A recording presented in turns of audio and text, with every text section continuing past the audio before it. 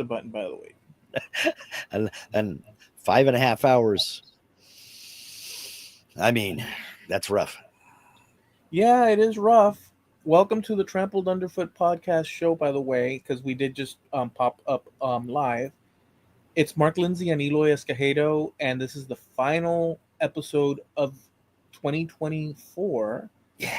We're heading into, mathematically speaking, 2025, but Say what? according to the lizard people from the planet Eptar 19, we're actually in the year 1999346 galactic 13. But don't let that throw you. That was Kepler 99. Don't No. ask me to repeat it because I made it Okay. up as I went All right. along. Okay. If you Because ask I me thought to, they were on a different planet, man. I really did. I didn't know they'd made it to that other planet. I they really wear skin suits and work at local coffee shops, and Yeah. those are the ones that use the pumpkin spice that gets us all groggy.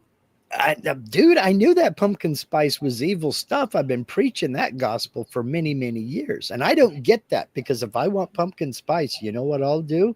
I'll get a slice of pumpkin pie. You don't have to flavor my Twinkies like pumpkin spice or my Oreos. Quit messing with the Oreos. All right, guys? Quit messing with the Oreos were the best thing. Whatever comes with Oreos, I only order that because it comes with Oreos. All right. So leave the Oreos alone. All right. You can't Sorry. drink a pumpkin pie. No. Well, you can if it's not been baked yet. But I mean, who does that? I'm not an animal. So, dude, it's incredible, but the year has come and gone, and Yeah. I I I, I don't know. I don't want I don't want to sound too, but it's like I don't see the. Yes, I felt a little bit special walking around, like there's something in the air, like with people, maybe a little bit more goodwill than typical. But I don't know how to explain it. But as you grow in wisdom, let's call it. Mm-hmm. That's another way of saying Get old. yeah. uh, I guess there's patterns that you start to, and I guess the puzzle pieces you start to, and you see the lay of the land, and you're like, uh-huh. And so I'll just say this and see what you say. I'm not gonna lie anymore, or I'm not gonna cover it anymore. Well, I will. I'll try to cover it a little bit, but like maybe I'm sort of an old fart because I do not appreciate my freaking neighbors playing the loud music. I mean, this started a long time ago, but I just want to say that before I would sort of try to cover myself to not and this and that, but I don't want to hide it anymore. I don't I don't like when other people make noise. I only and I'm okay when I make noise for my purposes, but I don't want people's noise infiltrating my domain. welcome to the welcome to this side. You're 5 steps away from get off my lawn. Okay. You've got the dog. You need the cane and the rocking chair. All right. So those will come. But welcome to this side of the line. Your certificate will be in the mail shortly. Well, So. I'm appreciative. I sure will hang up that diploma up on my No, wall. no, no, no, no. You can't do that because then that lets the young people know that it's a real thing. What you have to do is keep it rolled up and tuck it, in the background somewhere. I wanted to come back at you with the one that you use from the Lone Ranger, but it doesn't fit in this. I was gonna say, who are you calling young paleface? And this, Well, but it wouldn't match in the thing because you're not necessarily calling me. But I wanted to use that one well, no, farewell Tonto. no, go back through. I never said old. I never said you were old. I just said welcome to our side of the line, because with this now comes wisdom. So, that I just having a good time here. It's I don't. it's it. But let me ask you this: do you think that's experience talking, or do you think that's cynicism talking when you say that? I think my temperament. I never liked I never liked too much wildness. I Hmm. used to go to concerts and I was okay, but that was purposeful for that thing. But I like to concentrate in the things that and any disturbances. Like right now, the explosions this and that. Yes, I understand it's supposed to be great and this and that, but I'm not like so. I'm accepting now that I simply don't want people's freaking noise in my stuff. I don't want it. Hmm. I simply don't want. I don't appreciate it. I Yeah. know I sound maybe what was that bitter or negative Well, or no, is that jaded. experience or is that cynicism? No, I think I'm normally. See, I don't know. I'm I don't like the noise. I think that it's Yeah. just simply I'm accepting myself for the truth of the matter. I So like so peace so and this quiet. is so this is nothing new then. No, yeah, you're right. It's not nothing new. Okay. Well, see, you've always struck me as a live and let live kind of guy. And I'm not bugging nobody, so nobody should be bugging me. That's it. But you're not to the point to where you'll go pound on a door and say, turn this crap down.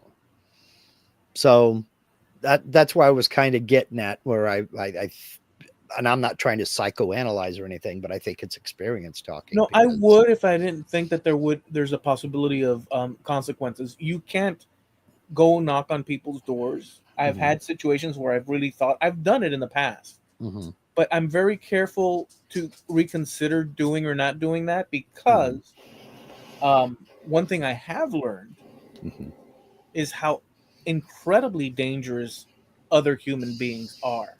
Yeah. Yes, I could be dangerous Mhm, um, because I'm a human being like they are and have all the available anger and this and that that's possible. Some people fly off the handle and this, but that's not my point. My point is that since you're not in other people's heads, mhm, you don't know even though you're using the same English language, which we have talked about, you mhm. don't know the combinations that rub people the wrong way Yeah. that will trigger in them the desire Mhm.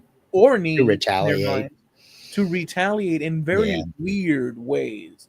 So, in effect, people Well, are actually very, mm. very potentially dangerous. Well, yeah, and especially men.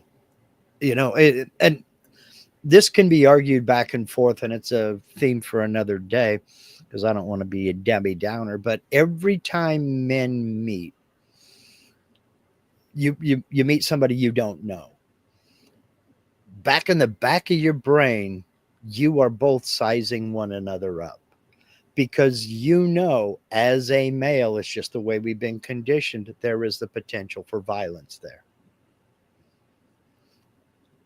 If there's a situation that is even remotely confrontational, you look for other ways. Excuse me, could you turn it down? I'm trying to get some sleep. You think that's reasonable?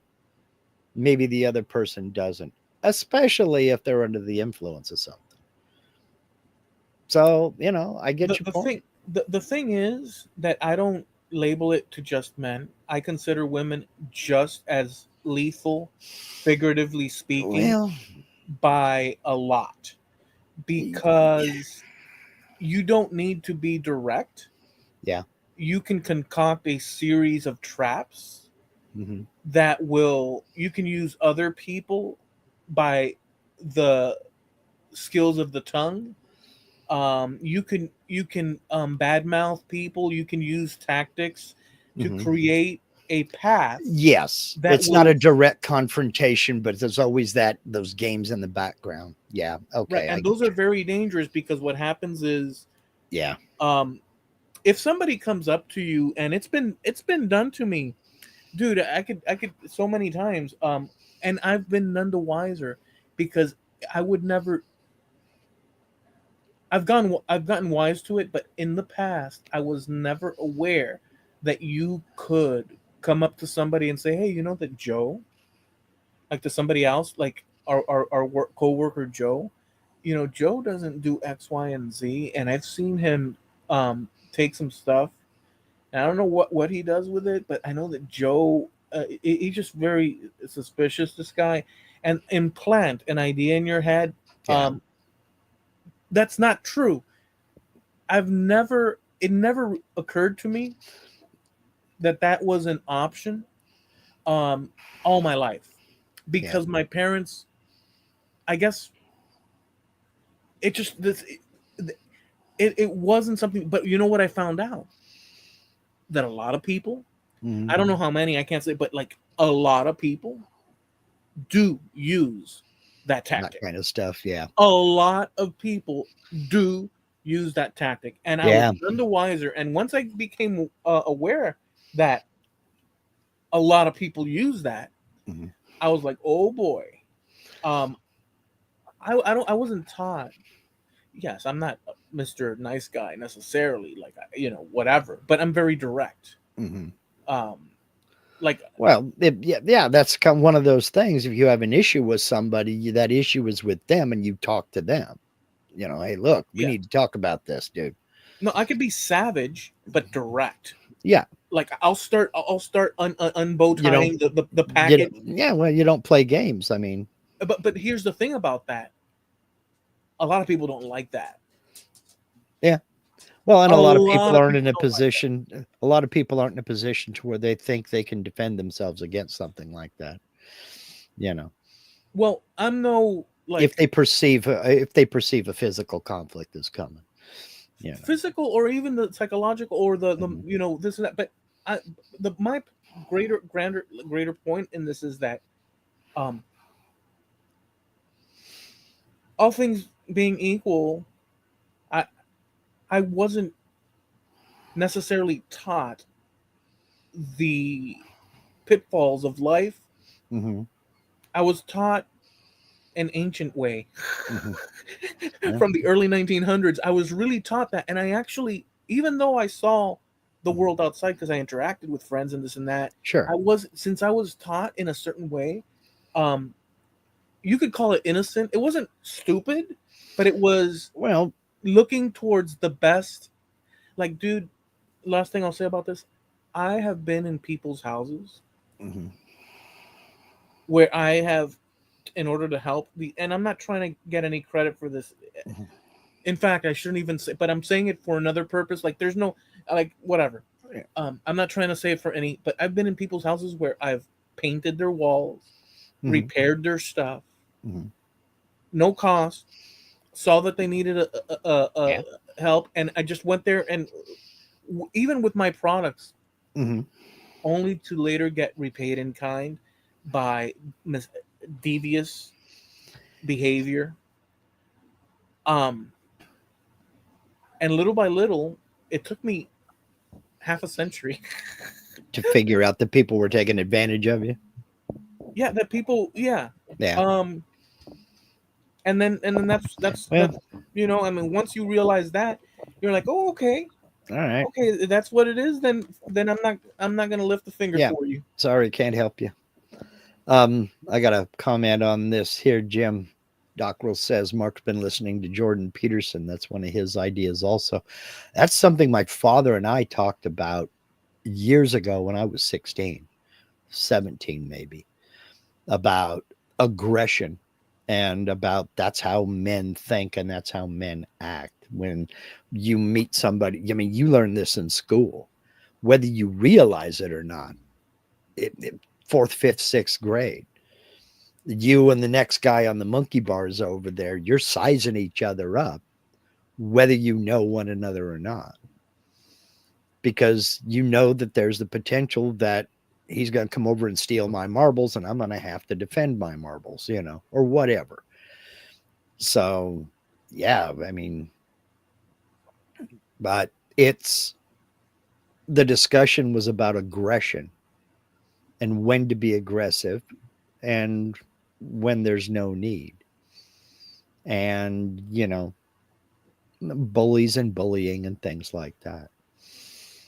I But, mean, it's a there's complicated. bad people everywhere, and what are you going to do? Well, and Just there's not also be aggressive. there's also the problem of, at least from my, so if I ever am in dialogue with somebody, Hmm. Um, I may say things that are direct, Mm-hmm. and my intention is absolutely not. Mm-hmm. So, what you may not think is an affront might be an affront for the person Uh-huh. because they're just not at that moment able to cope with whatever's being said or for whatever reason, and they may perceive it as an attack Mm-hmm. and a challenge, and it might be a challenge, but Yeah. it may. And so, in that confusion of communication, you might have gained yourself an enemy. Yeah. And so, with you being none the wiser because you're quite willing to engage in that kind of uh, Yeah. forward speaking. But again, most people, or I can't even say most people, a lot of people, it appears that a lot of people want to do a dance around. And the further I go out in life, the more I realize, at least in the places that I perceive it, Mm-hmm. I want to go straight to the marrow, to the marrow of it, Yeah. straight Just to the be bone. direct. Yeah. Yeah, let me Yeah. grab this is the information that here. No, this, that. But the Mm-hmm. problem is that the dance is important too because but I'm not good at that or Well, yeah, there are some cultures where this kind of directness that you're talking about is just seen as rude, yeah. you know, where you're expected to dance and do the small talk and, accolade, accolade, accolade, and compliment, compliment, compliment. And, oh, no, thank you very much. But, oh, no, that before you ever get down to what the actual conversation is. There are a Yeah, lot of there's cultures where that, ceremony. yeah, exactly. There's And ceremony involved. And I could do ceremony too. I'm not saying that, but no, understood. I'm saying in those missed situations where you because there's always that. Sure. There's misunderstanding and then all of a sudden you've gained yourself an enemy Hmm. unbeknownst to you. um I mean, look, just the one final thing about this, at least from my end, Yeah. I've had people on my Facebook friends Hmm. that have been friends for years that have completely unfriended me. Hmm. um, I don't know why. It's their choice, obviously, Hmm. but um, something I must have done or said Hmm. made it so that they decided this that they wanted to unfriend me. Just. And Hmm. the thing about it is that I don't. In some cases, I know what the thing is because it's usually a political situation Hmm. where they have certain ideological leanings, and I might say something that's very direct in a Hmm. post. Yeah. Um, it could be other reasons too. Whatever, I don't know. They just simply, they. But I don't. I didn't have the same perception of them. Is what I'm getting at. Yeah. I know that I have friends that are into all sorts of different things, Hmm. um, and different political views or whatever, religions. Hmm. That you know, that doesn't. Now, if there's something that I can't tolerate, like constantly going after a certain group of people or whatever based on religion or based on racial things or based on politics more often than not, Hmm. and where it's like very exaggerated and whole bit broad brushed, Hmm. then I might consider doing just that. But friends that you've known prior to the internet, I've that's happened, Yeah. and I'm like, um, that's a shame. I wonder, but Hmm. I'm okay because it's free will, their choice. Yeah. Yeah. Yeah. It certainly is. And you're going to associate with the people you want to associate with. Speaking of which, Happy New Year, Jamie. It actually is the new year where Jamie is. He's well past midnight his time. He's our first future. That he Oh, he's our first traveler Back to the Future guy. future. I mean, could you imagine that? Could you imagine getting transported into the future and then all of a sudden Jamie's the first one you meet? Welcome. I am your guide.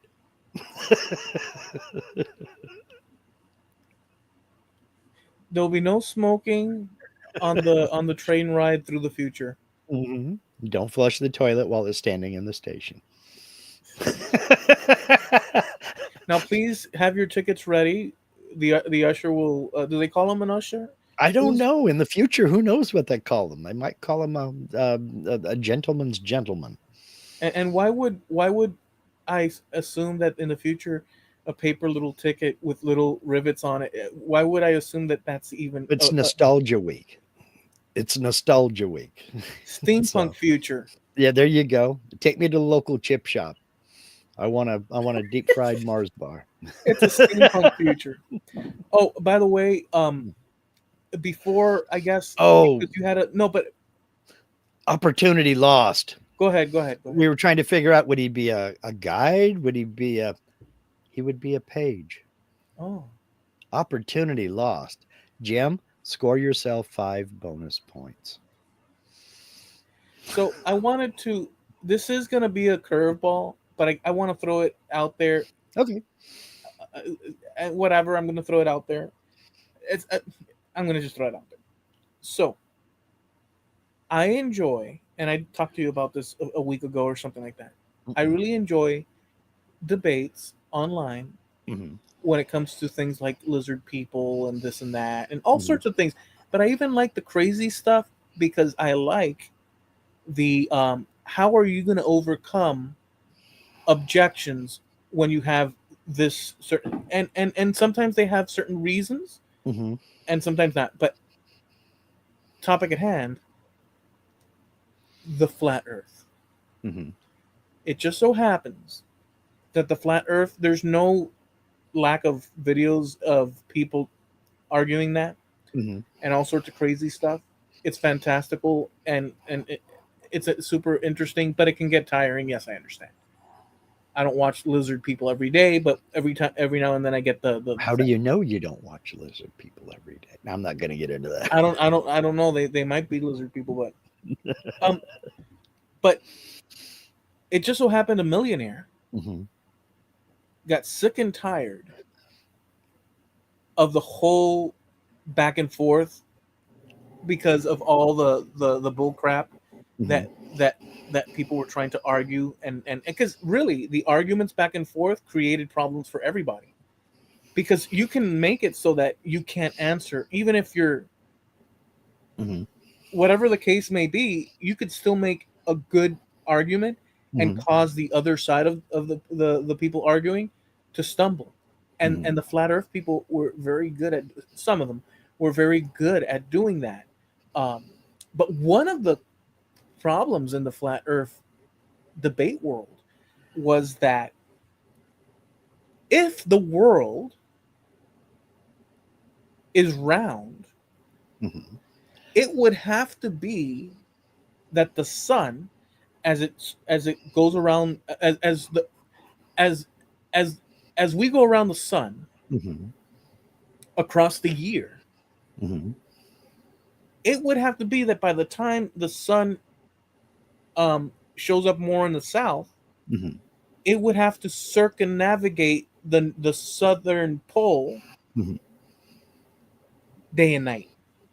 Mhm. Just like up in the north, we have extended months of daylight but in the south. So the question was the south that nobody had ever filmed Mhm. a 24-hour sun in the south, and therefore that was the key for the flat Earth people to continue Mhm. saying, "Well, nobody's done it until we have some people go there.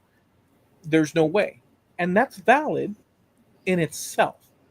I know there's other ways of going around the Sure. argument, but actual eyewitness Mhm. documentation. So this millionaire got sick and he said, "Okay, I'm going to take three or four of you flat people and three Mhm. or four of you round people, and we're all going to hitch a ride down south, Mhm. and we're going to set up a station there, and we're going to observe it. We're going to document it for 24 hours Mhm. and see what's what." And three or four of the high profile flat people Mhm. and three or four of the other people all got up on the plane and went. Mhm. They set up multiple cameras that track the sun, Mhm. and dude, it just it was Yeah. there all the time. It was there all the time. Mhm. all the time, as far as the footage is concerned, and you had two sets of people Hmm. on opposite sides of that admitting that the sun was there 24. In other words, it essentially negates this flat earth thing. Hmm. At least that aspect of it, and it's a Yeah. big fail for the flat earth people. Well, anyways, um all of a sudden the people that weren't there began to call the flat earth people that went there Hmm. government agents, paid shills. That right there is my proof that you have lost the argument. The minute you say you're part of the conspiracy, that tells me that you have lost the argument. You are out of substance and you are now fighting for survival. You have no substance. Yeah, they're fighting for survival because not only is it a cultural, they formed a clique, Hmm. but they also, people make money off of that and this and that and Hmm. whatever. But they started doing that. Hmm. Okay. And now there's the second phase, which is a continuance of trying to gaslight Hmm. or find flaws in the thing. One of the flaws that they found, Hmm. supposed flaws, or how they frame it as flaws, Hmm. and this is a big deal within the argument because it really ruins a lot of other things like the moon, for the for the flat Yeah. earth people, is that when they did the camera rolling around the Antarctica, Hmm. you look at the sun, it's up there, but Hmm. if you look at the ground, lines or shadows are branching in different directions. And one of the arguments is that if the sun is so far away, it would be an all encompassing and lines should be parallel. That's true. If the sun is distant, all lines on Earth must be parallel. I mean, for the most part, there could be situations with like a Hmm. mountainside or this or that. Well, here's the thing, the lines weren't parallel.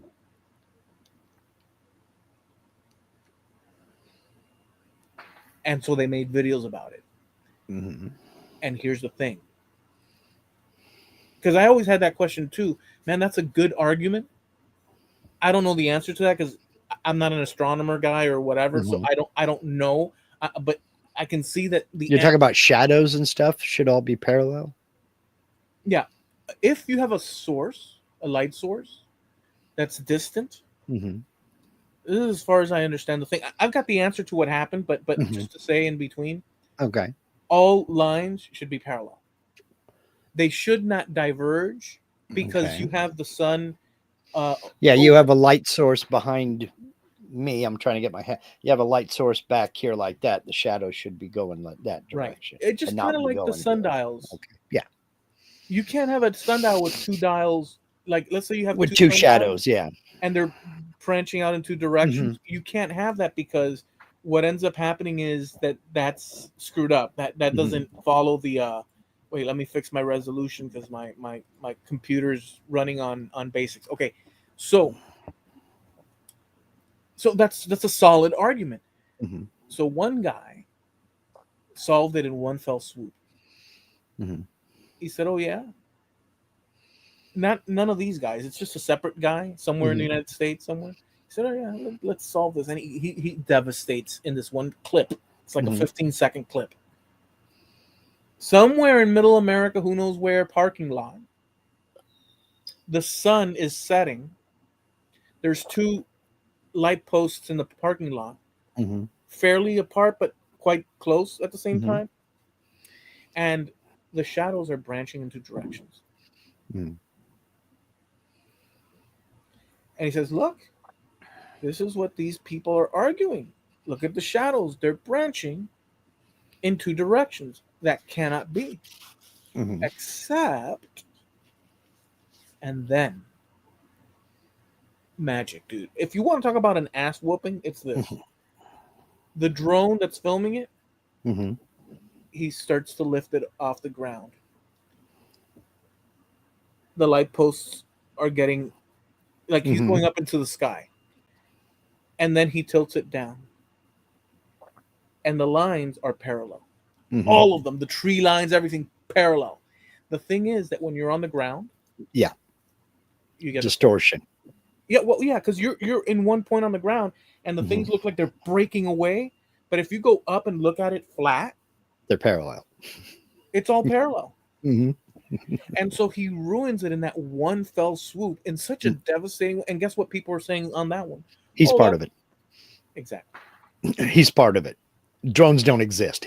That's, I've seen people argue that Australia doesn't exist, but I don't know. No, but you see the ass whooping that occurred. Yeah, because how Um, do you? I mean, okay, you see it now. You see it again. Wait a minute. But you it know was, what? and It's another case of don't confuse me with the facts. My mind is made up. and by the way, and that one video that the guy did on Earth Hmm. ruins it for the moon situation too. Because another argument that they were making with the same thing about shadows is that Hmm. how come these astronauts that are on the moon, Hmm. once they're dancing around and doing their thing, how Hmm. come rock formations, the flagpoles, and the this and that have shadows bursting in every direction when the light source is the sun? It should be all in one direction. Well, it's the same freaking thing applies. Hmm. If you go up and tilt the thing down and look at it, those things that looked like they were busting out left and right, Different directions. Hmm. they're not. They're all going parallel. Hmm. Well, I don't know about the moon one, but it's the same difference. Yeah. Like he didn't film the moon, but it's the same difference. Anyways, I just wanted to share that. Jamie's asking, what do they say about rainbows?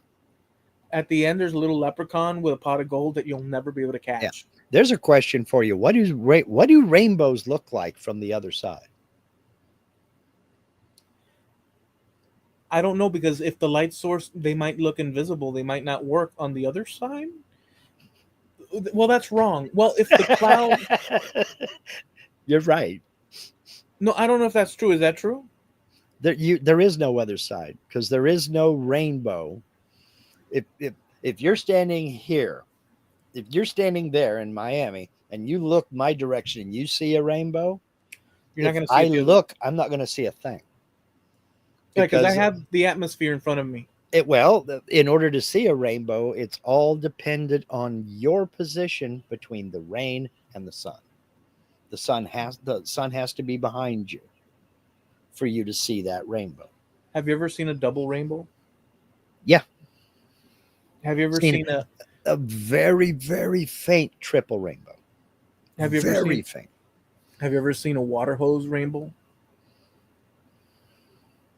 Yeah, yeah. Now that I think about it, Yeah. when you put your thumb over the nozzle or you've got the trigger nozzle on. When you have the little Yeah, spray one, yeah, at yeah. least in Florida, because the sun is so freaking vibrant, you can create rainbow. I haven't done that since I was a kid, but we used Mhm. to do that. And oh, look, it's a rainbow, and we'd Mhm. stop it. It's gone, and we turn it on. Oh, look. Yeah, yes, I have.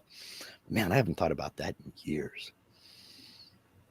I haven't thought about That's that old in school, isn't it? years. Yeah, Jamie says he's seen it with the sprinkler. Yeah, same That's here. true. That's true. Yeah. See, that's how we used to have fun back in the day. All you needed was a water hose, a spigot, Oh, and and fumbling about the half of yard. half of my life as a kid was revolved around the water hose. That was your source of hydration. That was the source of entertainment. That was the source of keeping cool. I mean, if we weren't running through the sprinkler, we had the trigger nozzle on, chasing each other around the yard. I don't know if you heard them or not, but yeah, I said this to Linda earlier. I don't want to call the people that live around me a bunch of slack-jawed yokels, but I just did, so I'll run with it. It is 7 o'clock in the evening here, and we've already got New Year's fireworks going off. It's like, Cletus, what's going on, man? We've been having them since 5 o'clock in the afternoon here. Yeah, I don't get it. I mean, those things cost money. You're going to set them off at midnight. Why the hell are you starting 5 hours early?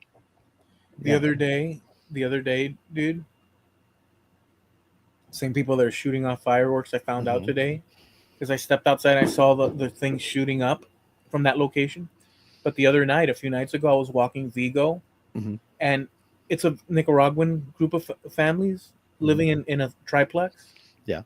and they have rambunctious, like they sit around and it's basically just think of a um just think of a good old boy hangout with an open fire Hmm.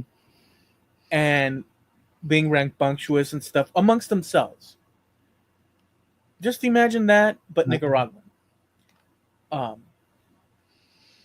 Drinking beers and such. Hmm. I'm walking Vigo.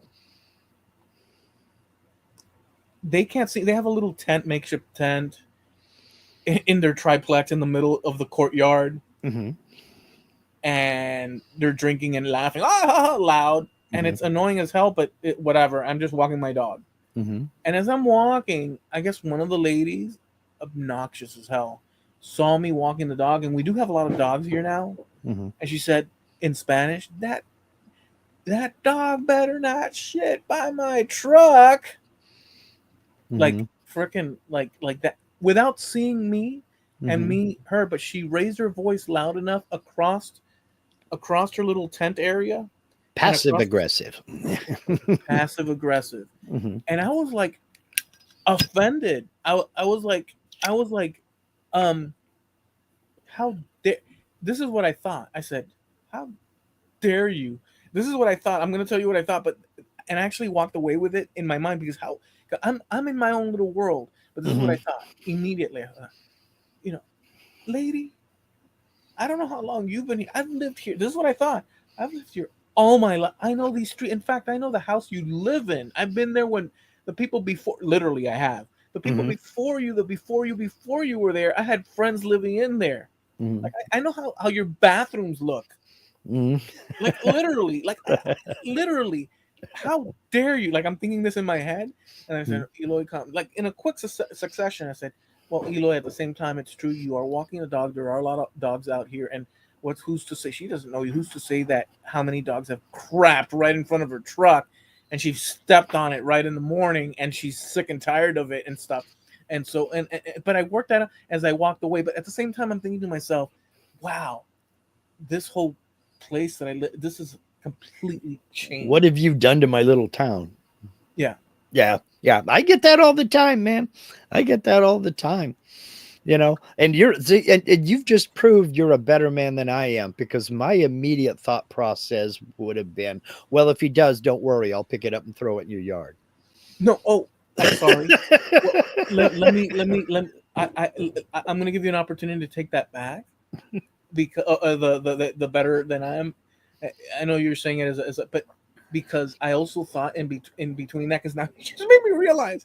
I also thought just not just because you said that, lady. I hope my dog takes a crap right by your freaking. Yeah, I hope he does it right now. I actually, Almost willing him. Come on, Vigo. yeah. And sure enough, though. But here's the funny part about that, Mark. At some point, as we went around the lake, Hmm. as we're crossing further down, Yeah. Vigo stopped, crouched down There he goes. in the middle of the road. Oh, geez. There's people walking around because this is a busy area, Dude, and not on I'm the standing crosswalk.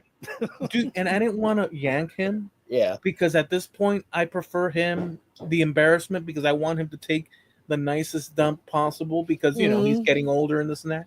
Yeah. But here's the thing about it, and my plan was that once he does it, I'm gonna kick it to the curb in between the Hmm. drainage thing, so that way it's kind of. But he left such a pebble like. Well, you don't have to describe it, dude. Well, no. Here's the thing. Here's the thing that it was not enough. I carry bags. Like I Hmm. carry bags in order to do that to pick that up. But it was not enough to waste the bag. Hmm. But it was still visible enough. And so I was in a conundrum, standing there with my dog, people walking around. Just go. Just walk. So I kicked it. But it was. Let's put it this way. Big mistake. Yeah, because it basically. Okay, I don't need to know anymore. I don't need to know anymore, dude. Well, the I don't point know. is This the whole point. this whole firework thing has really got me because I don't know if you heard that last one. I mean, I, they're shooting off. I mean, loud firework, boom, up in the air type fireworks, and it's kind of unnerving because I don't know was that a firework or the next door neighbor's hot water heater. You know, yeah, yeah, it is that way. yeah. I've got them here going on right now. Um. Anyways, long story short, Yeah. a year. You hear them? Hmm. Did you hear Yeah, that I one? hear that. I heard them now. Yeah. So, see. Yep, I hear it. Sound almost for the first time I heard him, I said, "What did he just kick a box underneath his desk or something?" But now I hear it now. Yeah, And but I don't see, know. I don't it's know. what 10, you're 10, 12. yeah. I was gonna say you're 3 hours ahead of me. And by the So way, I don't know what the. See, I don't want to sound, but it's like, what the hell are they celebrating? The economy. Well, I don't want to get into it, but like, what the hell are they? A pound of freaking beef in the store. I'm dude, like, dude, it's just it's. I don't know. Maybe it is.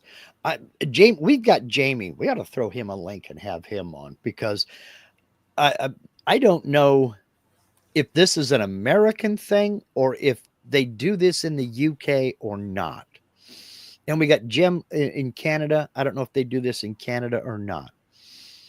But I think, at least with my circle of friends and family and what have you, it's one of those cases of glad that one's over. Here we go. Let's start something new and different. Never mind, we're going to live our lives exactly the same way. But 2024 was trash. Here's hoping 2025 is better. Is that one of the kind of, is that an American optimism thing, or do they have that same kind of attitude in Canada and in the UK? no, I think the whole world does that because in Spain they do that. They Hmm. eat 12 grapes at midnight. We do Hmm. that here too. Or my fam. That's a typical thing because it comes from Spain. You eat 12 for the past thing, and then you take a bucket of water and you throw it out the front door, and that's to clear away the all the garbage of the past, and you're starting a brand new year. So I think Right. that if Spain does it, I'm sure that England has its Well, thing, and Scotland has its other thing, and so on. so yeah, you I'm wanna sure. you wanna you wanna send Jamie a link? Yeah, if heck, if people want to jump in, why not? It's the end of the year celebration. Yeah, Okay. All right. You want to do it, or you want me to do it? I'll send it. Okay. Cool. All right, Jamie, head for the shop. He's just saying he'll sure send me a link. I'll be there in a bit. I'll need to get to the shop. Everyone else is asleep. I'll So send it to a few of the of our buds. cats. Okay. All right. Might as well. Let's see what happens. Um, I see. I kind of relate it to this. When we were in the army, there was a saying that the worst army base and the worst division in the world was the one you just left, and the best place was the one you just got to. People would show up to a unit all excited, happy, full of optimism, new people, new command structure, new equipment, totally forgetting that that's how they showed up to their last unit, you know? And I kind of think I think that's how we are with like New Year's, or even just season 2 of a series we've been watching on TV. Season 1 was decent. Man, season 2 has got to be better. Yeah, I don't know if that's that optimism about the future or what. But I don't know. I That mean, was an answer to your question about what the hell are people celebrating about. We're celebrating that this last year was over, damn it. Yeah, yeah.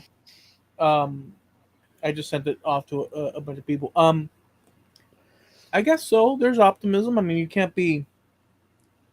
We all have, to a degree or another, optimism. I mean, that one thing's gonna get better, Hmm. or um, can't wait for that trip to Cabo, Hmm. or whatever the case. I said Cabo because I recently saw Sammy Hagar thing. Yeah. Um, he's such a cool. The Red Rocker. Yeah. Yeah, he's such a cool. I like Sammy Hagar. One of the most underrated vocalists out there, I think. Oh yeah, I didn't like that he joined Van Halen back in the day because I didn't know who he was. I mean, I knew his songs on the thing, but I didn't know him. Know him, and I was like, Hmm. "There's no." I was like, Who is David this Lee guy? Roth, man. Honestly, David Lee Roth. And by the way, I don't want to change the thing, but by the way, I don't know if you were a had the album, but I did. I had the record. I don't own a single Van Halen album. No, but how about David Lee Roth? No, don't own a One of single. the one of the best '80s albums, in my opinion, was, I think it was "Eat 'Em and Smile," where he's dressed like a jungle guy with feathers on the cover, Yeah, or I don't "Open know. Up and Say," something like that. Eat 'em and Smile," I think it was, and it's his face, David Lee Roth. That Hmm. album has songs like "Ladies' Night in Buffalo," "That's Life," that he Hmm. did from back in the day, and it's got just a bunch of songs that's really cool. And the guitar player is Steve Vai. That Oh, was okay. his guitar player during that era, Hmm. and that album. I used to love the smell of that album, the sound of it when I was in my room listening to it. It was so awesome, dude. Yeah, yeah. I don't have a single Van Halen album. Don't have a single David Lee Roth album. But I have to say that when Sammy Hagar, because I was just the opposite. I've never been a Van Halen fan, but I have always liked Sammy Hagar because I remember him from Montrose and in his solo career. And so when he joined up with Van Halen, I actually did listen to their music a little bit more. I didn't automatically change the channel when they came on, Back in the day, but there was a guy in our class mm-hmm, or in our school that lived close to me here. He lived in Sweetwater, mm-hmm, and I got wind that he was a guitar player. mm-hmm, And I wanted to, in my mind, since I was little, form a band. mm-hmm. I didn't play an instrument, at least not properly at that time, and I reached out to him after school when the bus came out. I said, "Dude, I hear that you play guitar." Mm-hmm. He says, "Yeah, um, come over." And I went over to his house. Mm-hmm. I've been all up and down this. I mean, it's my town. Mm-hmm. Like I'm telling you, like not every house, but by and large, a lot of freaking houses inside. That the context is now missing of where I Mm-hmm. originally. But so I go into his house, and by the way, he looked like the guy from Motley Crue, the guitar player, Mm-hmm. with that Nikki Six. Nikki Six with that slightly alien-looking face. Mm-hmm. Um, he was the son of Cuban exiles like myself, but he had that look, Mm-hmm. that not Nikki Six, the other guy, I don't know. the guitar player that looks really like. I know even less about Motley Crue than I know about Van Halen, In any event, and he I picked saw up them live. he picked up his guitar Mm-hmm. in his little room, and he began to shred like Van Halen right in front of Nick Mars. He looked like Nick Mars. I mean, he really didn't, but Mm-hmm. he had this look that was similar in the world of Okay. Yeah. and dude, I was sitting there watching him play guitar. He even played the piano part for Jump, Mm-hmm. which is not a complicated thing, but still for me at that age and Mm-hmm. listening to it, And I was like, dude, let's form a band. And it was like, sure, but like I had no, Hmm. but it left that taste in my mouth of like, Hmm. man, this guy can rock. But he didn't just rock. He could finger tap and all the crazy stuff, Hmm. which I can't even do to this day. I can play the 12-bar blues, Hmm. and I write songs Hmm. and structure music, but the high skill, Technical skills, yeah. you know, I can blues it, Hmm. but this shredding thing, I'm not a shredder. Yeah. Um, and I was blown away, dude. Guys, like I don't even know why I brought that up, but there was guys like, oh, and so the music Hmm. of that area, Van Halen was very important Yeah. to us. I mean, it was the era. Sure. And we've talked about it before. We're kind of skirting topic that you brought up to me earlier today, but we've talked about it before. That our favorite eras are the eras that we grew up with, the era that we feel most emotional attachment with, and that's generally when we get into our teenage years, and from about 12 on. I mean, we remember some stuff earlier. I mean, we remember when 8, 9 years old, jump on your bike, go find your friends, and go do whatever. I mean, it might be catching tadpoles in I the did that. canal or something like that, Yeah, or it might be throwing rocks at little green army men or what have you. But we tend to be more emotionally attached with the era that we became teenagers in, because that's when I think that's the era that has the most impact on our lives, whether we realize it or not. We become a lot more aware, a lot less self centered, and a lot more, we become more social in our way of thinking. Suddenly, having a good group of friends is important, and then you discover girls and all that other good crap. Girls stop having cooties about that time, and, things start getting interesting. And you get a driver's license and all that other good stuff. And I think that is a part of that subject that you brought up earlier. Eloy sent me a link to a video that a guy was talking about how, has anybody noticed since about the year 2000, you can't look at a picture and tell by the way people are dressed what decade it is. right. And he made the point by saying that if you think back to the 1950s, you have a mental image of what. Um, I did send the link, Jamie Page. In fact, um, I can see that you saw it. Oh no, I didn't. The only person I sorry. I can see that you saw it. I saw our last conversation. All right, here it is. I sent it to everybody except Jamie Page. well, All that right, was sorry about cold. that, Mark. That was cold. SDM Customs in the house. Yeah, I ain't seen you in forever. Oh, dude, The Rock. We're talking about rock and roll, and he appears. It's just that's a good sign. You've heard of "Born Under a Bad Sign" by what was his name? The original one that wrote it. I think it wasn't was it Freddie King? I don't think so. Yes, "Born Under a Bad Sign." Let me look it Freddie up. King.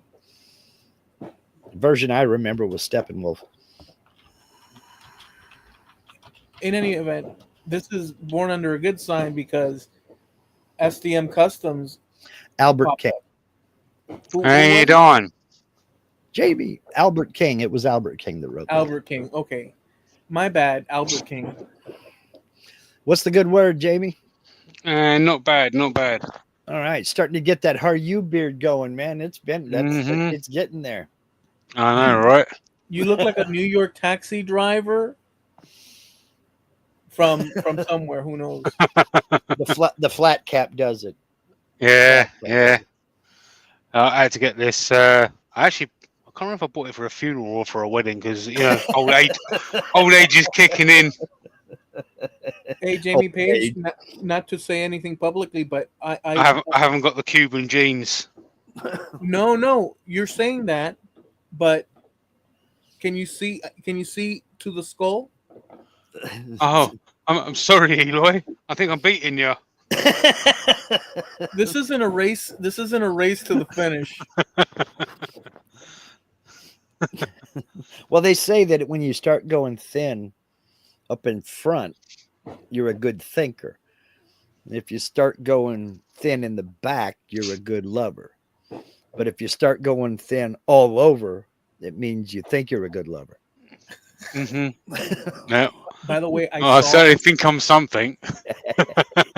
let me tell you guys this. This is weird, or maybe it's not. I don't know if it's weird or not. But the algorithms Mhm. have been presenting to me, Mhm. and I don't know that I've mentioned this out loud unless it's talking to Mark in the background occasionally, Mhm. like once in a blue moon. But they've been showing me videos, clips of hair replacement stuff, and like I'm like, It's based on your search history. no, I Yeah, sorry. well, no, if I mention, well, that would be funny.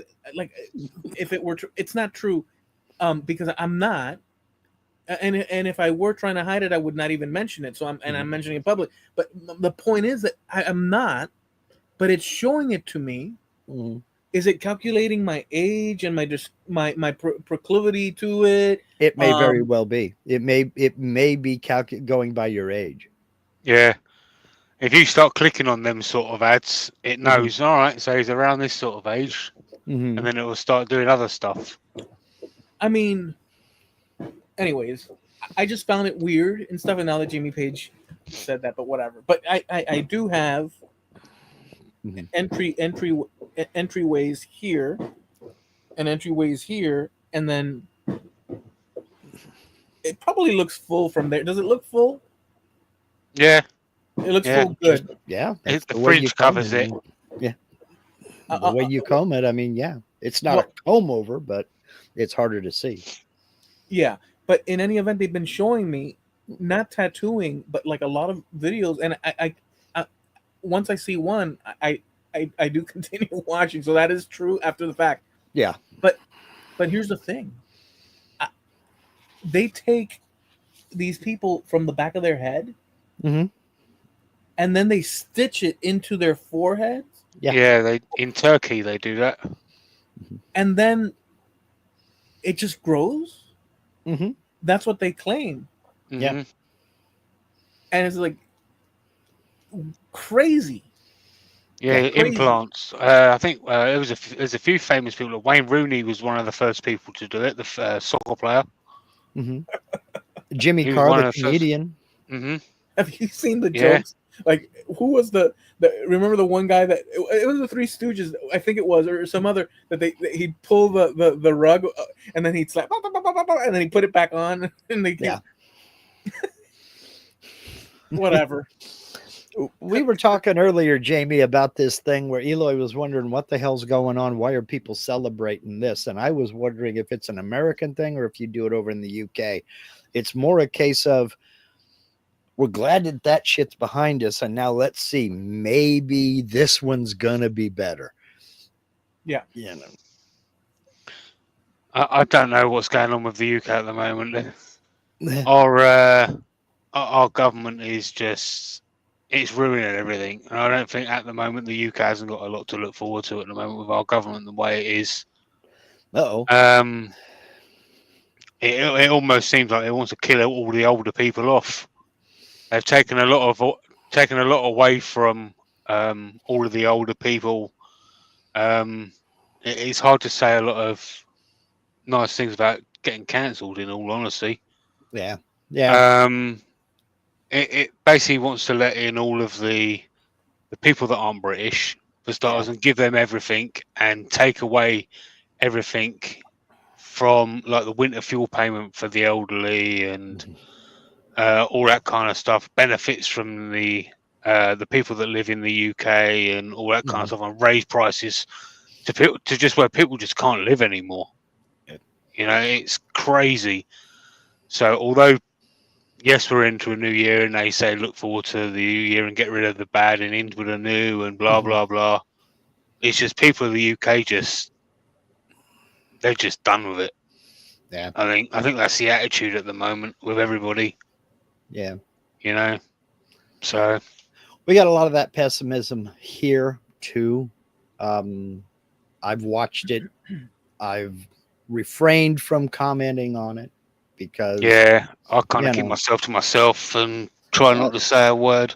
well, you kind of have to. You and I are in a different situation than Eloy is. He can be a little bit more vocal, but you and I are in a situation where if you make a statement, it doesn't matter Mm, what direction it is, you have just alienated half of your potential viewers. yeah, well, We not only can't do that, that. but I've got cartoons to think about Yeah, as well. So that's not just my audience. exactly. If I make one stupid comment, Hmm. that's Jake's got his whole. Hmm. That's his business. That's everything. That's his You know, livelihood. that's Exactly. his livelihood. You know, and I'm Hmm. not willing to risk that. Exactly. No, And but You you're yeah, know, not also you're it's not like you're a political cultural pundit in terms of that's your focus anyhow. So even though you have the need to do it, but yeah, so like if you're in a comedy thing and you start talking about like things that aren't funny and you're focused on like I don't know economic displacement of financial institutions during the early 1900s based on currency manipulation. Like if you start in a comedy club, then all of a sudden that doesn't match up. So I understand it makes sense, but you have so the uh, need. Go ahead. I'm sorry. even comedians hmm, nowadays, they can't even go and do their job if they were. So I'll give you a prime example. There was a comedian, I don't know if you ever heard of him, called Roy Chubby Brown in the UK. I've heard of him, but I've never heard any of his comedy. He's been around since uh, years. He's been around. I think he must be coming up to about 70 or 80 years old now. Oh, But okay. and he's one of the bluest, most dirtiest comedians in the UK. Okay. Right? He's not afraid of using the C word, the F word, the S word, whatever. The Hmm. W Right? word, The W word, you name it, he the says it. Q Right? word. Pick a letter. What? Yeah, pick a letter, he'll use it. Don't Right? ever use the Q word. I don't know what the He rest of it is, but go ahead. Go ahead. he will use it. He will make fun of everybody. Doesn't matter color, creed, race, whatever. He will make fun of it. Hmm. Right? And no one's had a problem with it. And now all of a sudden, right? And I used to love watching his stuff. I'd laugh at his stuff as well as everyone else around the country would laugh at all of his stuff. And now all of a sudden, people are saying, "All right, you're not allowed in this arena. You're not allowed in that arena. You're not allowed in that arena." Hmm. All of a sudden, he put out a DVD a couple of years ago, and he just wasn't funny Yeah. because he couldn't say certain things. Yeah. But then let's bring it more up to date. Matt Rife, he made one comment that offended one woman, Yeah. and basically got cancelled for it. He's He's a the enemy. comedian. Yeah. He's a comedian. That's his job, to make people laugh. Yeah. Comedy's supposed to be subjective. Let, let If me you don't answer, like it, don't go. Yeah. but let me give a perspective of what's going on now. The fact that I'm giving a perspective that's not that's that is to do with what you've said, but it's not. Um, it wouldn't come from you necessarily, Hmm. according to what you've just said. It doesn't mean that I'm partial to it, but I'm observing the situation. So, in other words, I'm playing devil's advocate, is what I'm saying. Okay. Hmm. Because you have to put yourself in other people's shoes if you're intending on seeing what the hell's going on, a little bit or a lot, whatever. Your generation in your respective country, as with Mark and I, and the folks here, all of us together now, were born in an era where certain things were not common. You know that. I know I'm Hmm. speaking to the choir. It's an obvious thing. But since we're not the new generation and their numbers and their little cultural whatnots based on nefarious or not nefarious, but their traditions, they're kind of the thing that's replacing what we were. They may take some of the stuff with them, but they're incorporating new stuff. And in this new world, there's a lot of that you're talking about. Um, and it's at the end of the day, these companies that are like curtailing that, they're looking beyond the trees for the forest because they want to sell their products and their things. So it may not be nefarious in the end. It may be a self-fulfilling cycle Yeah, I where they're going where the money is and the new generations are the ones spending the money. And so Mm. that's what I'm getting at. I get that. I understand that. However, like in the case of Roy Chubby Brown, he's got a history. Yeah. He's had an act for decades. Oh yeah, well over 50 years. He's done the Okay, exact same thing. people have a choice. They can go see him, or they can not go see him. See, they tried this stuff with George Carlin back in the day too, and with Dennis Leary and Bill Hicks They and did it with Lenny rock and roll music. and Lenny Bruce, Hmm. where they regulated what people said because it offended them when they weren't even at the show. So you have a choice to go to a show or not go to a show. Hmm. Now, if you have a comedy club and you bring in these comedians, you will have an audience. You may have people that don't like it, but hey, here's the choice. You don't have to like it. You have the right to your opinion, but you don't have the right to deny me mine. Yeah. Yeah. You don't have the right to take away my choice to go see this gentleman if I choose to do so. So at that level, that's true. But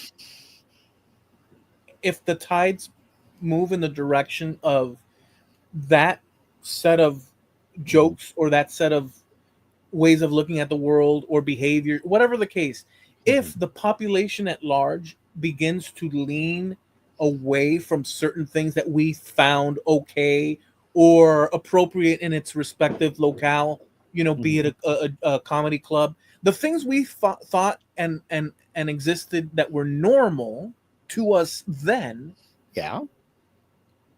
little by little, in certain ways or in very significant ways, is being replaced by these I future people. I agree with that, Hmm. and I get that. But what I'm saying is that's where the free market comes in, because people vote with their wallets, and if they don't think Roy Chubby Brown is funny, they're not going to go see his show. Yeah. So it's going to take one or two, and that's where the free market comes in, because there's one comedy club owner that says, I don't give a damn about these people. Yeah. Hmm. These are the people that I want to bring in. And that's what happened with rock and roll radio. You had some stations saying, hell no, we're never playing it. You had other stations saying, wait a minute, this is what people want. We're going to bring it in. Yeah. Yeah. Same thing happened with George Carlin when he got arrested for dropping an F bomb on stage. You know, he had to go to court and fight for his First Amendment right. You don't have to like his language. Don't go to his show. Well, here's another example which I threw in there before, which are similar to the ones you've said. Mhm. In the 80s, and we've talked about this before, but this is a key point too, in a sense, and how the dynamics may change. In the 80s, particularly important for me because I was a teenager, preteen to teenager, Mhm. whereas you were an adult already, Mark. But Yeah. here in the U.S., I don't know about the UK. Jamie Page will let us know. There was a big to do with against heavy metal Mhm. because and rap because of the imagery, lyrics, and Mhm. everything in between, and that kids some of the suggestions was that it was encouraging kids to have premarital relations, consume nefarious substances, destroy the household, um, delinquency out in the streets, and every number of things. Looking back, I can say one thing, but just at the time, um, they thought that. And so the solution that they wanted to push was a stamp or whatever on the CDs, records, Mhm. cassettes, where it said explicit lyrics and this and that. And the musicians at the time fought tooth and nail, like Frank Zappa did, and a bunch of and it's some interesting YouTube videos that go through it. But long story short, they got their way, and people were pissed. But one unexpected outcome based on the pushback that they were giving, Unintended consequences. in order to for them to clean up society, they did that. The unintended consequence was that kids started to look for the label, and those were the albums that they would buy. That's the ones they wanted. And Mhm. then you had groups, more than one group, they made that sticker their album cover. Yeah. Yeah. You could buy t-shirts with that sticker printed on it. Mm-hmm. Yeah. They made Yeah. it a joke. That's the point. It's the free Yeah. market deciding and people voting with their wallet. You want this? Okay, you got it. We're going to ram it down your throat till you choke. We're going to make you wish you never asked for this thing. So Yep. so that's a good example of, though you're pushing back because you want a certain thing, it ends up, and by the way, there's other branches to that, because one other branch is that um eh, what was the true purpose behind it, because honestly you can't really control the free speech thing, but whatever. um it shows that you may want an outcome, but you're going to get something else. So we never know how many Exactly. people will push back in the things that Jamie Page has been saying now. But I will say this last thing: UK and England in specific is way different in the aspect of bringing people in. Um, like you said, well, how about the people that are from here and such and this and that, compared to the United States? Because Mm-hmm. although it's true that the United States has people in it that have been, like Mark's family can trace back going generationally for centuries. Mhm. Um, Well, you not have a centuries. population that's so mixed. If I've tried making that argument, I've tried to explain that the U.S. is unlike European countries in that in the U.S. you have people from all sorts of populations settling in different places across the country, and then across time mixing with each other, where you'll have a Mexican husband with a Protestant, Northwestern European ancestral whatever, and all of a sudden you have children and stuff, and those people, it's become a thing. Or you can have a Jewish person from Eastern Europe. They came over and they met this Latina lady from who knows where, and then you have and you have all that, and then you have people that don't do that, and they say. But the point is that America is a big blender, and Mm-hmm. where's the evidence of that? In our U.S. Census, and it's obvious, but people don't see that here. In your country, you have something that was created past 200 and some odd years ago, and Yeah. it had but you have influx of people coming in. um I don't know how to think of that in terms of in your country and in Europe as opposed to the United States, but for the United States, I can't, to a point I can back up the argument, but at a certain level the threshold is way more open than your threshold in terms of arguing for, hey, well, here we're from here and now these people coming in, because you have people in Right. that are from all over the place. Yeah, but they have Mhm. a different. Their argument is layered a little bit differently because, I mean, maybe I'm wrong here, but you have limited space there. And You they have have Exactly. limited food. very limited resources. I mean, Exactly. it's a smaller country. I mean, The, it's the, not. the area that I live is known for its flat land, and Mhm. everybody loves it, and such and such and such. Yeah, And but at the you moment, they're putting houses up everywhere.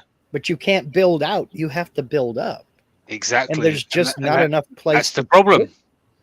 There's just not enough places to put people. So it's got to be like, whoa, wait a minute, put on the brakes, guys. We can't Hmm. keep doing this. But here's the worst part about it is they're putting in more houses and things like that.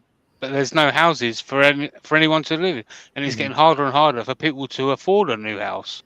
Yeah, we've got the same thing going here. I mean, they're building houses all over the place. I mean, construction has not slowed down. It's just, well, we kind of had a weird situation. In a few years back, we had a major fire blow through here and burned through half of one city and half of another city. It just kind of went in between them, and it wiped out about 6,000 houses. Mm. And this is a small rural area. And in a place like Miami, 6,000 houses may not sound like a lot. But when you've got a county with 200,000 people in it, 6,000 houses is a lot of damn buildings. Mm. And we haven't recovered from that yet. There are people that just left this valley and have never to return because there's no place for them. I mean, for about a year after that fire went through, you couldn't steal an RV, a motorhome, or a trailer, camp trailer, caravan, or you couldn't steal one. They were just gone. Everybody had to live somewhere, and they were living in anything they could. Yeah. So they can't build them fast enough. Hmm. So, Yeah. yeah. SDM says, I think from the top of Scotland to the bottom of England, it's less than 1,000 miles. That's smaller than most states here. Yeah. You can go from Land's End to John O'Groats in about 11 hours or so. By the way, just an aside, I know it's not England, but it's, I guess, Scotland going. It's one of the isles outside of Scotland going north. I saw a video where Fair this American kid enough. decided to find the most isolated place possible with a house on it. And there's that one island north of the UK. Maybe it's part of the UK. I don't The even know. Faroe It's Islands. Faroe Islands. It's there, Okay. and you have to boat to it and stuff. And this, anyways, this American guy contracts a couple of people, and they go. And in order to get to the house, there's ropes on a cliff,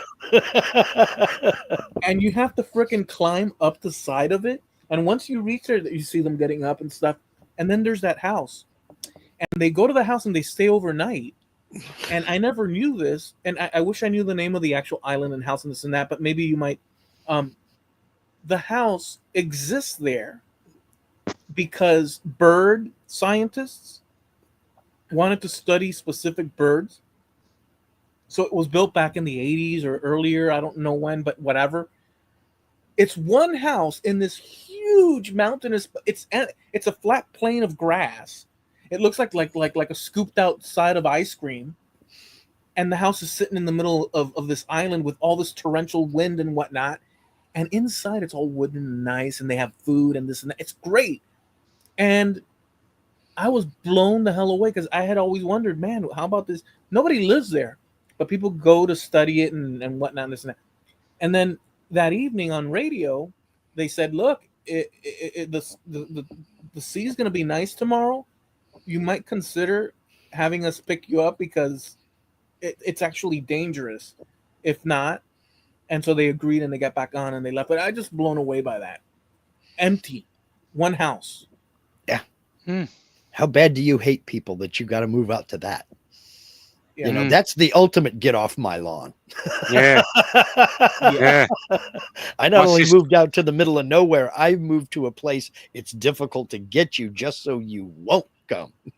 My sister moved to Australia. Well, there's that. I win.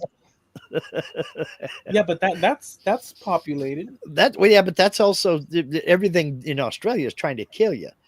They've got 97% of the world's poisonous snakes and poisonous spiders, and I mean everything's trying to kill you in Australia. Yeah. Well, Gregster. Greg. now we've covered 4 corners right here. Mm-hmm. Yeah, there you go. We've got Canada, we've got Oregon, and we've got England, and then Florida over here. It's Florida cartoon man. meat. Aha.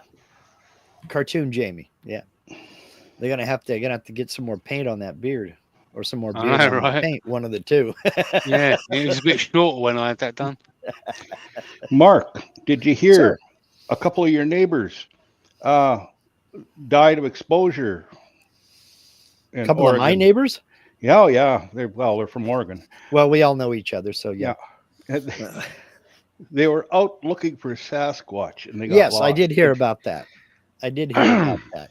Are you sure they were in Oregon? They weren't in Washington? Nope. Okay. Well, that doesn't Portland, surprise me. Oregonians. See, what we call that, Greg, we call that natural selection.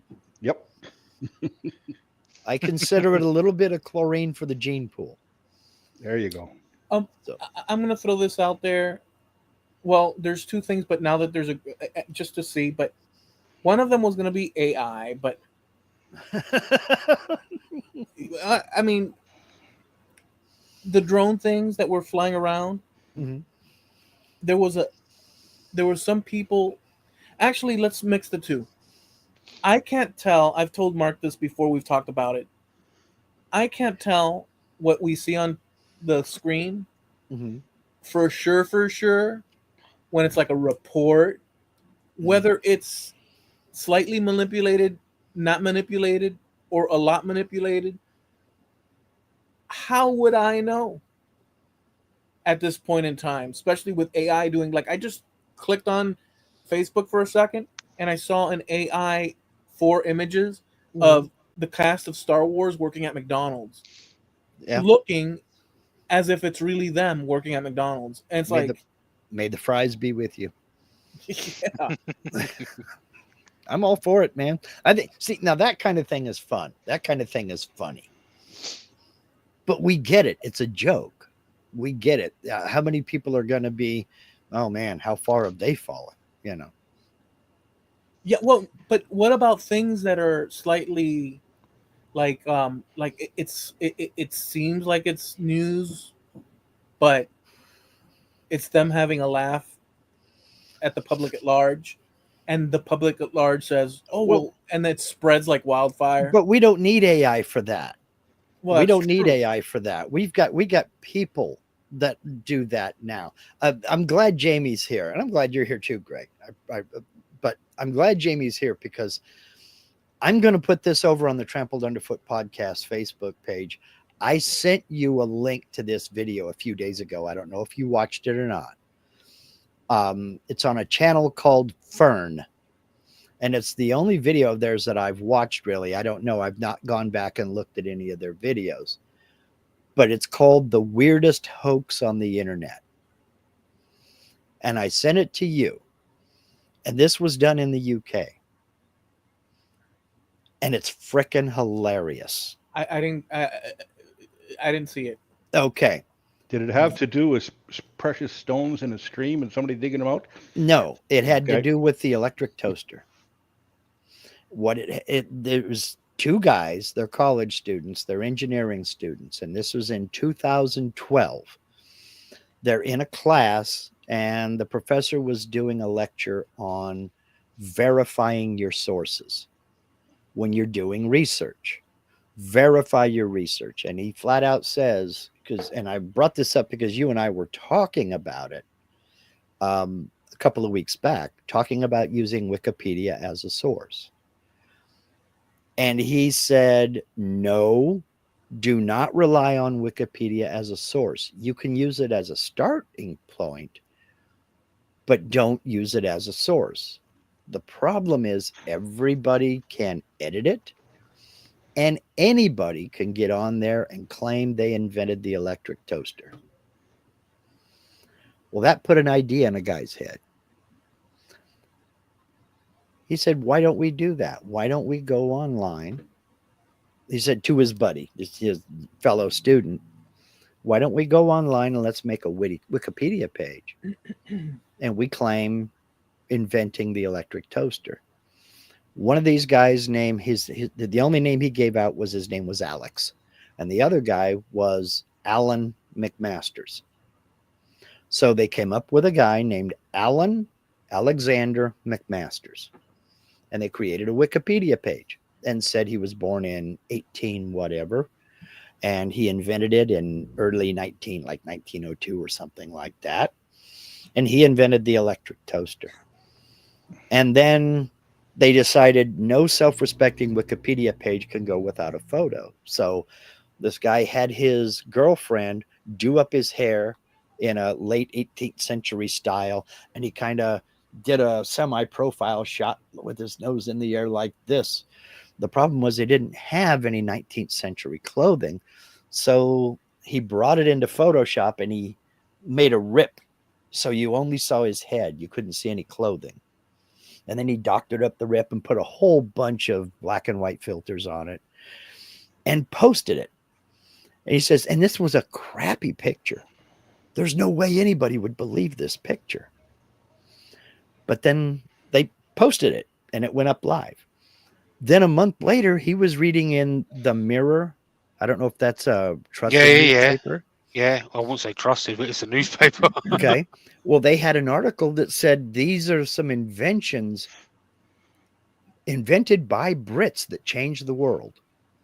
And one of them was the electric toaster by Alan McMasters. And gave a brief little snippet from the Wikipedia page.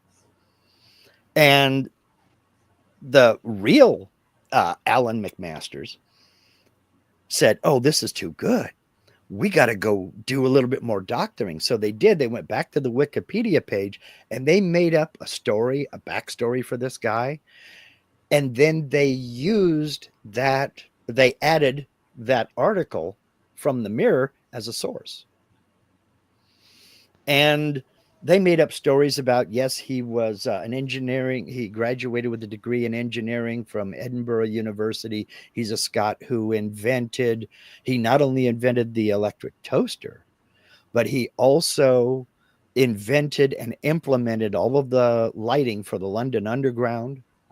And he also invented the electric kettle.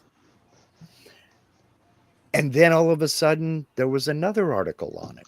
It ran in the New York Daily News, I want to say. And they added that as a source. And then the BBC got a hold of it. And they added that as a source. This thing went on and on and on. And they kept adding sources. And finally, when it came to, there was a list of names they were going to put in to have their portrait on the 50-pound note. His name made it into the final 100. Whoa. And this was just a made-up joke. But the Great British Menu, the TV show, they did a breakfast episode celebrating Alan McMasters. This went on until 2022. A guy in a subreddit called Vandalized Wikipedia, where they get together and they'll post screenshots of somebody's gone in and said, yeah, Bobby Davro is best known for his invention of Bovril, or something like that. They just, well, they saw this picture and they said, this picture's got to be fake. And somebody looked at the metadata and said, yeah, it is fake. It was last edited on a Mac in Photoshop CS5. So they started looking into it and nobody could find anything about this guy. He just appeared. The bitch about it is it was taken as writ in all of these publications, in TV shows. A Scottish primary school actually wanted to set up a memorial to this guy. And in 2022, they discovered it was all fake. It was all a fraud.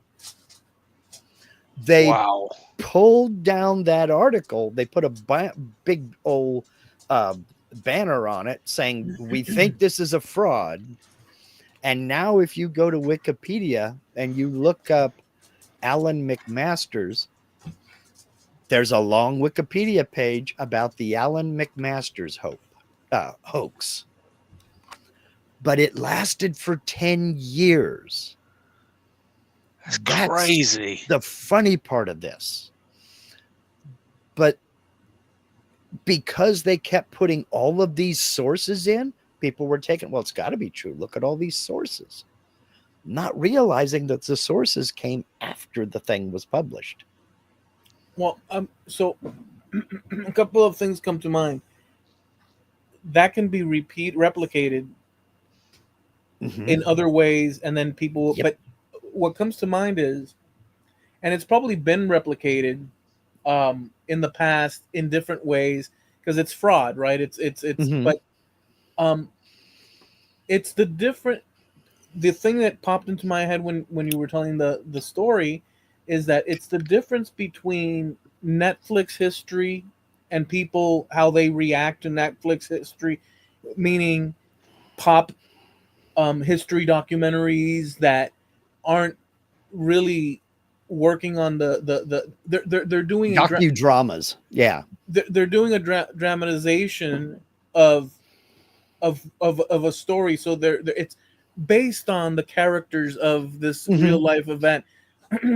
But people, unless you're an aficionado of whatever historical this or that or whatever that delves into that, people won't be none the wiser, and they'll just accept what's been put on their in front of them, because I mean it just and then it snowballs, and I think that there's a lot of that. Yeah, there's a lot of that.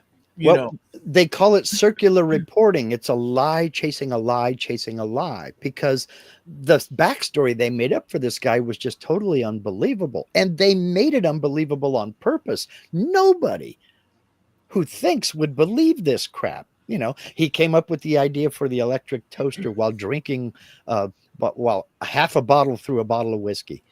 You know, in fact, a woman inadvertently died, and in his words, a fake quote, because she did not respect the power of the electric toaster if left unattended. You know, and it burned her flat down and all this. That they made it as ridiculous as they could, and people just copy. They bought it. Yeah. So have you ever seen a film called Ricky Stenicki? No. It came out in 2024, right? So the base of the story is it's a bunch of kids, right? And if they did anything and they got in trouble, right, they blamed their other friend who is non-existent, called Ricky Stenicki, right? Well, this friend who is non-existent carries on into their adulthood, right? Okay. But they've kept a journal ever since that they were a kid. For every single time they've had to rely on Ricky to get them out of trouble. So when they're adults, right, let's say for argument's sake they have to go to a baby shower, right, and they really don't want to. They say, "Oh, Ricky's ill, we've got to go and see him." Right? Okay. All of a sudden you go and have to go and see Ricky.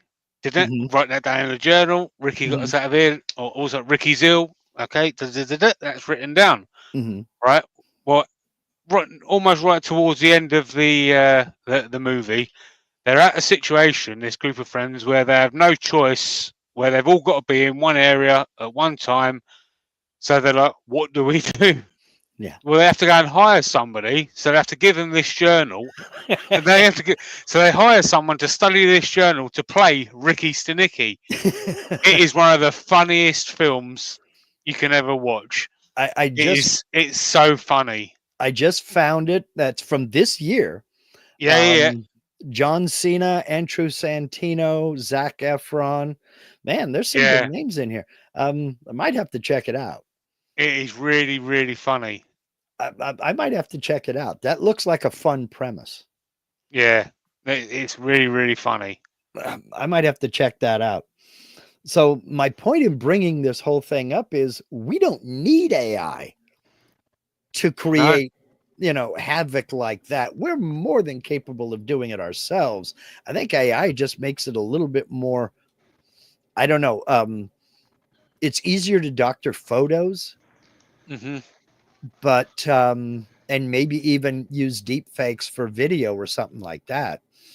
But I think anything like that is going to be put under so much heavy scrutiny in the end.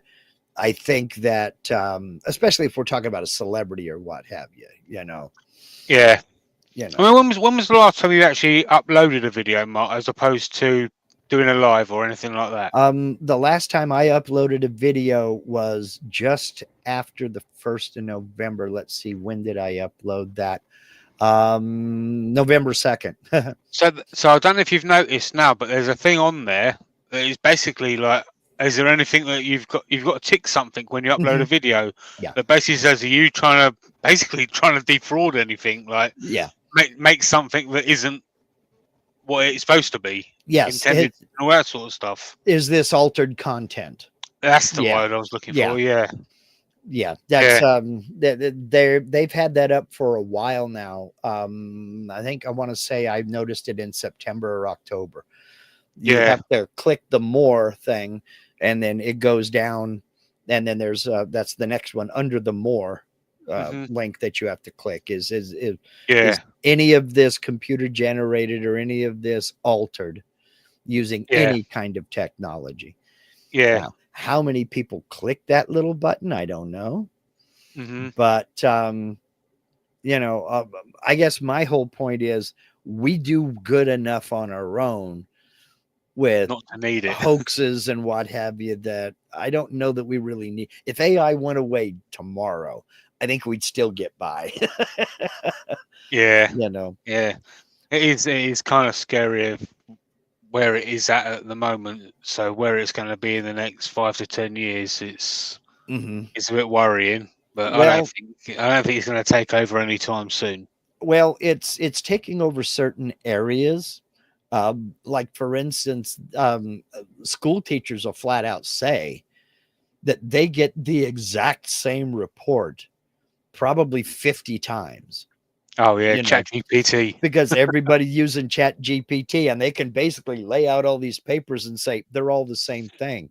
Yeah. They're all exactly. So we know they didn't do this. Yeah. Yeah. Um, Makes you wish it but was around when I was a kid. oh man, I remember a kid getting suspended for having a calculator in class, in math class. Yeah. He got suspended for that. We weren't Yeah. allowed to have calculators.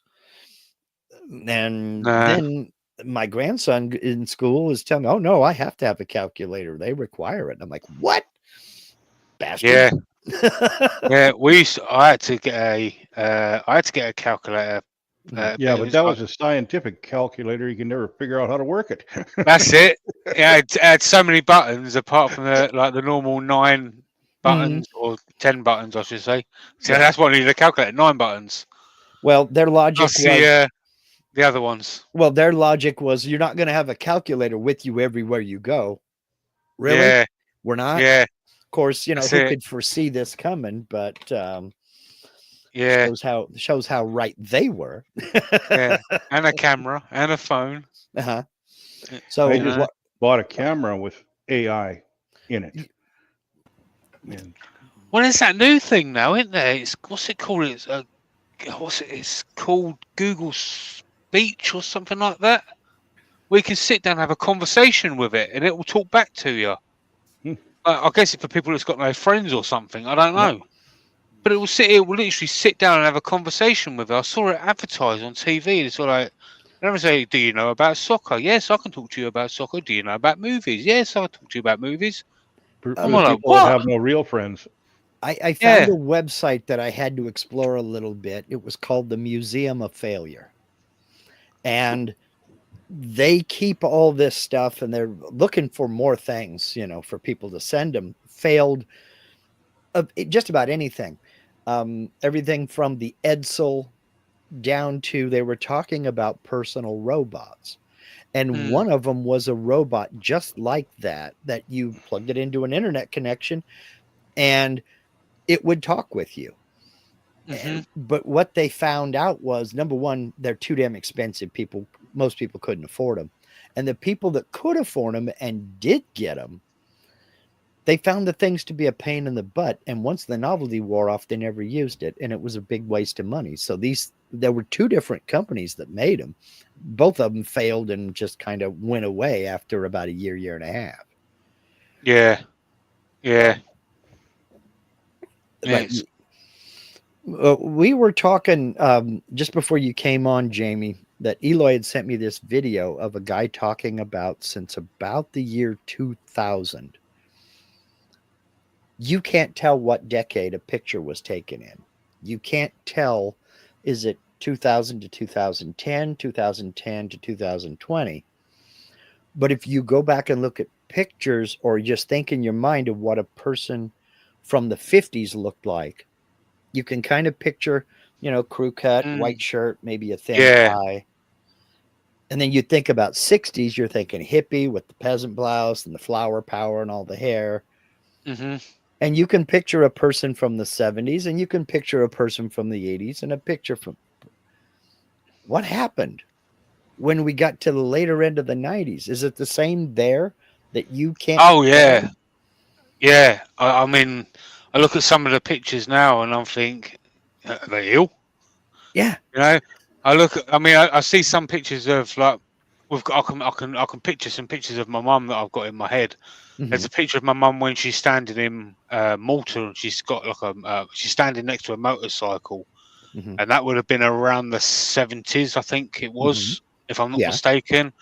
And there's a picture where she's standing at the front door of this house, and it was on her birthday, and there was a thing that they used to do years and years ago.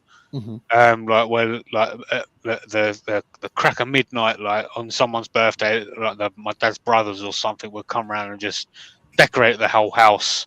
So when they woke up, here, nice and not so nice surprise because there was flower all over the front garden. And so there's a great big banner at the front of the house, and so my mum would have been 30. I think the banner said 36 on it. And there's my mum had like almost like a giant perm as well. Yeah. So that would have been like around like I think that must have been about like the 80s maybe. Okay. So yeah, 80s. That must have been the 90s. If she's 36, that must have been the 90s because I was born in 82. But So, you can kind of tell what decade just based on the clothes they wore and the hairstyle oh yeah, and everything else. yeah. The old yearbooks. Mm-hmm. People would pull them out, and you could tell. Oh, gee, there we go. The 50s, 60s, 70s, and then because Yeah. everybody was in the and it black and white at first yearbooks, and then later color. Yeah. But yeah. That's how I wish we had was yearbooks, but we never had that. We didn't really have proms or anything like that either. Yeah. Let me throw this example to see if we can direct it into the problem of this thing. If you remember, JP, somewhere around 2016, more or less, you went to London where you visited the Beatles sites and took. Okay.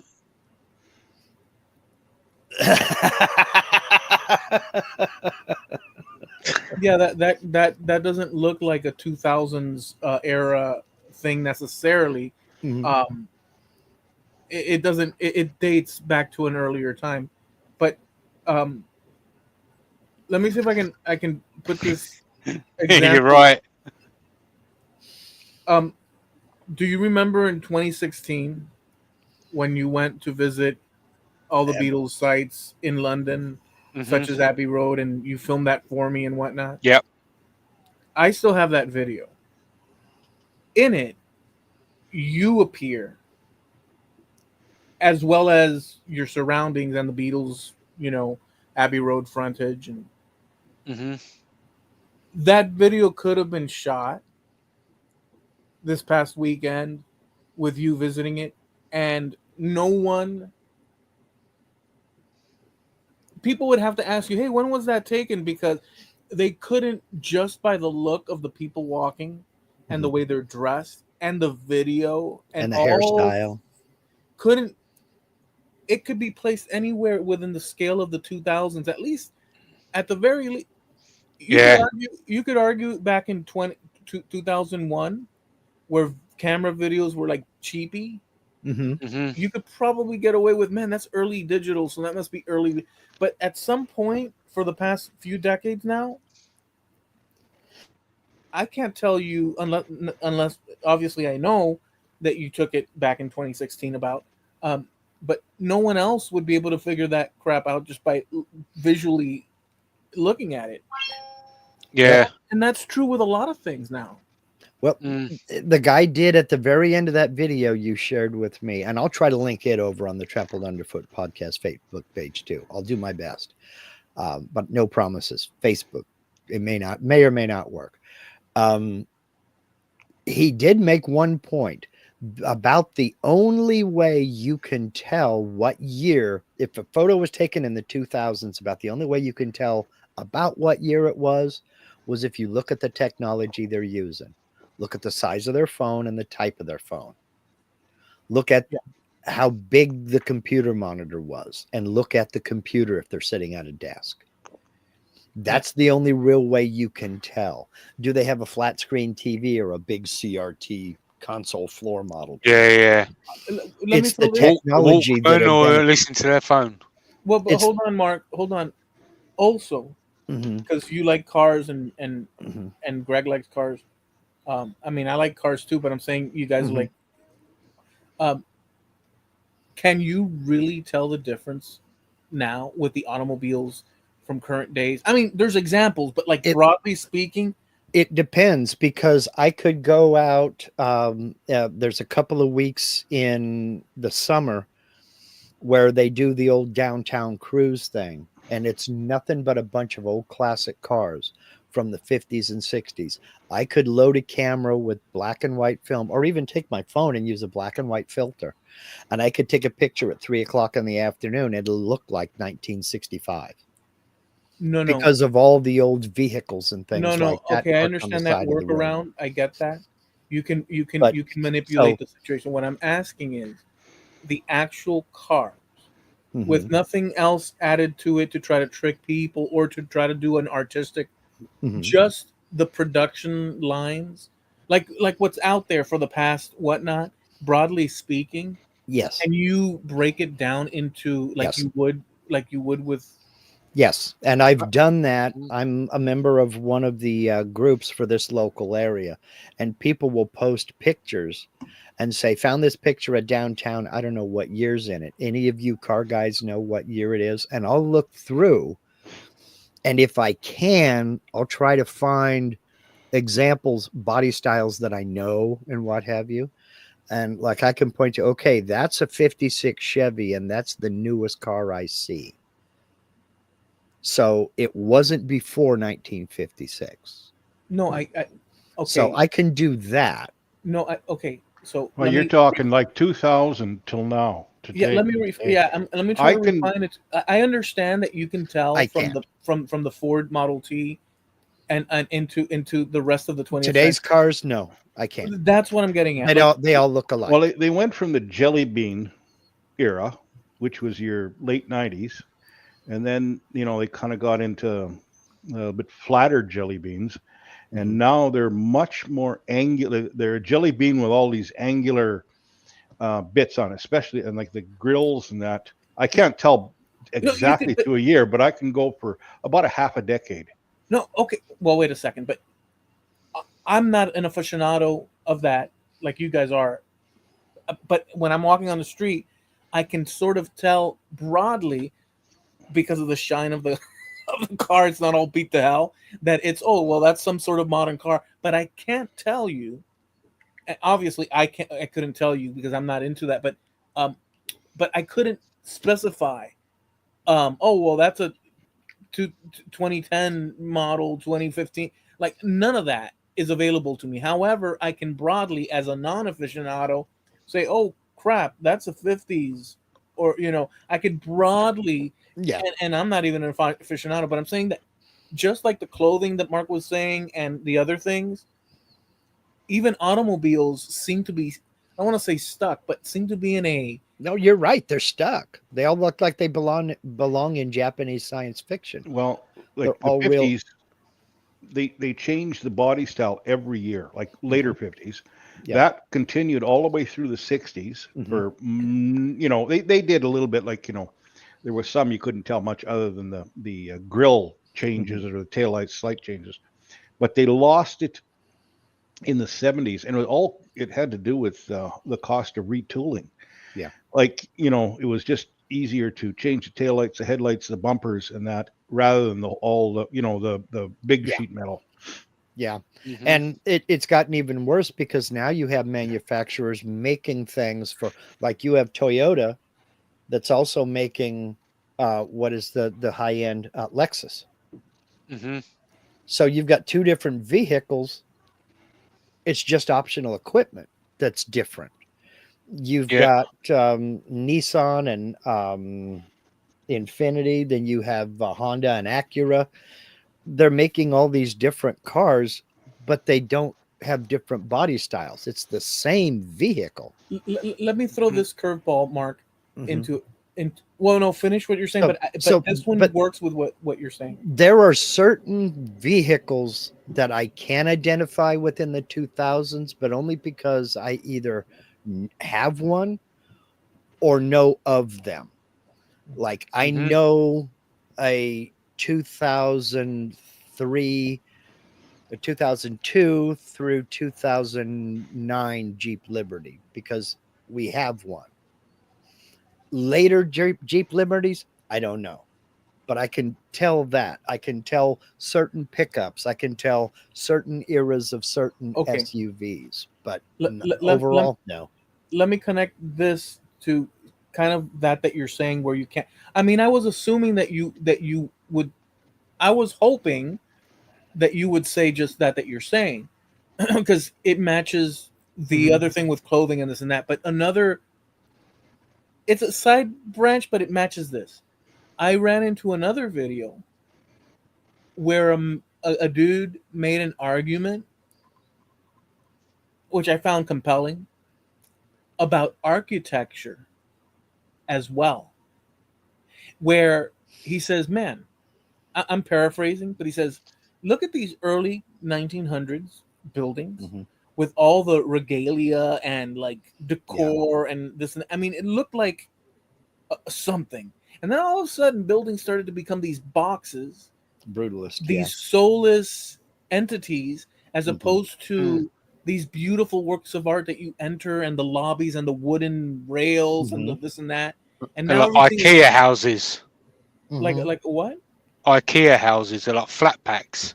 Yeah, basically like Yeah. this sort of like very simplistic, and even that dude is also, and he made the further argument, I'll leave it at this, where he says it's almost like he did make the suggestion, it's almost like they're taking the fun and the soul and spirit out of people's experiences as they walk through life, because if everything in your city is a square freaking box as opposed to these Yeah. beautiful Mhm. designs, I mean, you're Mhm. basically Well, minimalizing everything. and think about it. There is a reason why people look at New York and they see the Chrysler Building or the Empire State Building, and those stand out because they're not just rectangular boxes. I might say the Flatiron Building, and you won't know what the hell I'm talking about. But if I say in Times Square in New York, that one building that's angled Yeah. that you see in the background, you know exactly what I'm talking about. And that it's called the Flatiron Building. Yeah. When you're Mhm. talking about London, immediately what comes to mind is the tower with Big Ben and the Tower Bridge. I don't think of the Shard. I don't think of any of the other big high rises there because we all over here have this romanticized view of what London is supposed to look like. and it's all supposed to look like Buckingham Palace and the Mall. Well, we know that's not reality. And Big In my Ben. mind, I go to the medieval times for some reason, but whatever. But by the same token, somebody who has never been to New York, when they think of New York, they think Statue of Liberty, Central Park, Empire State Building, maybe the Chrysler Building. So we all Home have this Alone. romanticized image. When JP thinks of Miami, he thinks of Compton. And when we think of Canada, we all think of igloos, you know, Mm-hmm. and moose and squirtle. Yeah, Timmy I Hortons. could swear that if Greg opened Timmy his door Hortons. right now, there would be like 10 reindeers sitting there saying, "We're waiting on the hot cocoa." That's the image. Mooses. Meese. Yeah, And meese. and your 7-Eleven across the street, instead of it being like a regular, it's a huge igloo with the 7-Eleven sign sitting on top of it. Eloy, you have it. You figured it out. And That's a sticky it. parking lot with all the spilled Slurpees. That you That pull figured it out. your shoes off. I could not There for you the go. life of me figure out why people would want to live where there's that much snow every year. I figured it out. Free Slurpees. Yep. Mm-hmm. It's right in Yellow- the front yellow- yard. You don't yellow need to go Slurpees. anywhere. The yellow Slurpees ones. are the good ones. Yeah. Be careful of the yellow ones. No. Yeah. How Going about back, Will, just really going- go on. wait. The yellow Slurpees with a chocolate bar stuck in the side of it. Yeah. I'm sorry, I had to say that. A Go ahead. flake. No, you didn't. Too much. Yeah, of just you. going back. Go on. I'll let you do that first. 7-Eleven has been replaced by Circle K. Not in. No, that was Max. MACS apostrophe S. Max for milk. That was back. It was a 7-Eleven's competition. You know, whatever you call it, like I'm sorry, the chocolate Convenience bar store. has. I'm now sorry, now it's Circle K. I'm sorry, Greg. The Slurpee with the chocolate bar sticking on is with peanuts. I'm sorry. Oh, stop it. Continue. I'm sorry. Jesus. Yeah, going back to the whole identifying years and cars and all that kind of stuff. But why do? If I knew the years of all that kind of stuff, I could happily walk up the road and just I could just say, all right, as I'm walking past every single car, I could go, that's that year, that's that year, that's that year, that's that year, just by the license plate. Oh, really? The only way I couldn't do it is if it's a personalised plate, Mhm. which you're allowed to buy over here. So Eloy could have his own name with a number on it, for example, or something like that. But you're not allowed to, and if someone out there can correct me if I'm wrong, what you're not allowed to do is make your vehicle younger than what it actually is with a personalised number plate. And they can also tell where it was originated from, like where it was sold to. Yeah, you've obviously got your VIN number and all that, but you have paperwork and all that. No, sort of the stuff, so- license plate. I've been told by just watching videos. Oh yeah, in English. it's got like where it's sold and all that sort of stuff. Who Yeah. sold it to you? So the they'd be original, like, whatever. Yeah. exactly, yeah. So if there's a Ford, there used to be a company called Invicta Motors. Mhm. So it would usually have like Invicta or something like that written on it. But if So- you took the number plates, license plates, or Americans call them tags, off a row of 50 minis, Austin minis, you couldn't tell what year was which one. Well, No, tags is a regional thing. That's mainly for the South, but that's a regional thing. Out here, it's a license plate. but I've seen another difference between our license plates as well. Is, and I'm going to probably get this wrong now, but our front one is white and our rear one is yellow. Oh, okay. Okay. STM Customs said that the same. I'm paraphrasing that, but there. If you think cars are hard to date, the guitar industry is deliberately making brand new vintage guitars, and that's Mhm. another problem. Yeah. Did you see that thing about all of them fake guitars being imported from China? Oh, that's been going on for years. That has Is been going on for Oh, years. I've only just seen it. Apparently, there's millions of them. Well, coming in. it's bigger now for sure. It is much bigger now. But There's yeah, there's certain so back in the early 2000s there was they're still around, but I think it not Guitar Center, it was called either Mars Music or Sam Ash. I think it was Sam Ash at the time at the mall here. And I went in and looked up on the wall at the bases, and it just there was a light and the sound going ah, and it was Paul McCartney's Hofner bass, Mhm. and Hofner's a German company. Mhm. Um, but that was the one that Paul picked up, I think, in when he played in Germany, Hamburg, um, and I asked to see it because I wanted that. Once I saw it, I want. In fact, I have it. I think it's Yep, there it is, right there. right there. Yeah, Okay, yeah. so I played it a little bit. I was like, dude, this is so badass, and I bought it. Mhm. Um, it's not German. It's got the German name. Mhm. It's made in China. Mhm. The real one. So this one was contracted out in Yeah. whatever, Mhm. so that the public at large that doesn't have a big Mhm. billfold Yeah. can acquire it. So there's that. I have it. It's awesome. It's not the official Hofner, but it'll do. Um, And uh, the average dude on the street couldn't tell you the difference. yeah, they couldn't tell that. I mean, but the point is that China does produce a lot of guitars Oh and yeah. stuff, and there's different things. Um, but and it's a replica, like what he was saying. Mhm. And is it vintage from back in the day, or is it a brand new vintage? It's a brand new vintage, and there's a lot of that. So you can't quite place things anymore Well, as you used to. but Well, people are wasn't going at Japan cloning guitars back? Oh, I don't know, in the '80s or so. yeah, Uh, and then they got taken to court by different, like by Gibson and maybe Fender or something like that, and because they that's were really good clones.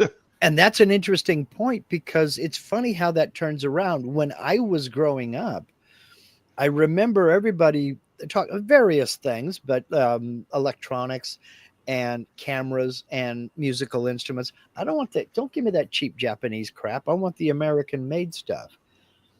But how the times have changed, as you said, they were really good instruments. Mm. And there's a lot of people that want to collect those Japanese instruments now. Yeah, Yes, and the They have draw a become good dollar. well respected Yeah. instruments. And broadly now, then it went to that Korean crap, and now it's that Chinese crap. So I'm broad, wondering who's going to get dumped on next, you know? broadly speaking, Mhm. for my taste, and I'm sure there's tons of people that will agree with this. Mhm. Like I know that, so I'm confident to say an American-made guitar in America is way higher on average, broadly speaking, is way higher quality on all sorts of levels. Mhm. Now you may say, well, what does it matter if it's made here in Mexico or in China, because those are like the three places. Right. There's other places too, but whatever. Mhm. um well, why you have the same access to different, it's the quality control, it's all sorts of things down the line Mhm. until you reach the end product that makes for the ultimate end product. And in the United States, it just that's how, but it's too They're, expensive. well, they're also not mass produced. They're made. There's a certain number of them are made. But to give you an example, if you go to Gretsch's website and you look for the Bo Diddley square box guitar, the American one is $3,700, but you can buy a Chinese one for $300 down at your local guitar center. And you could soup it Mm. up. Uh-huh. Exactly. So it's it's imported guitars have their place. It's the people who are trying to counterfeit and sell it off as something from the Fender custom shop. You know, that's where you run into the problems. Everybody knows now that if you take the neck off of a Stratocaster, the date is written or stamped inside. Well, you know how easy that is to fake. I mean, Yeah.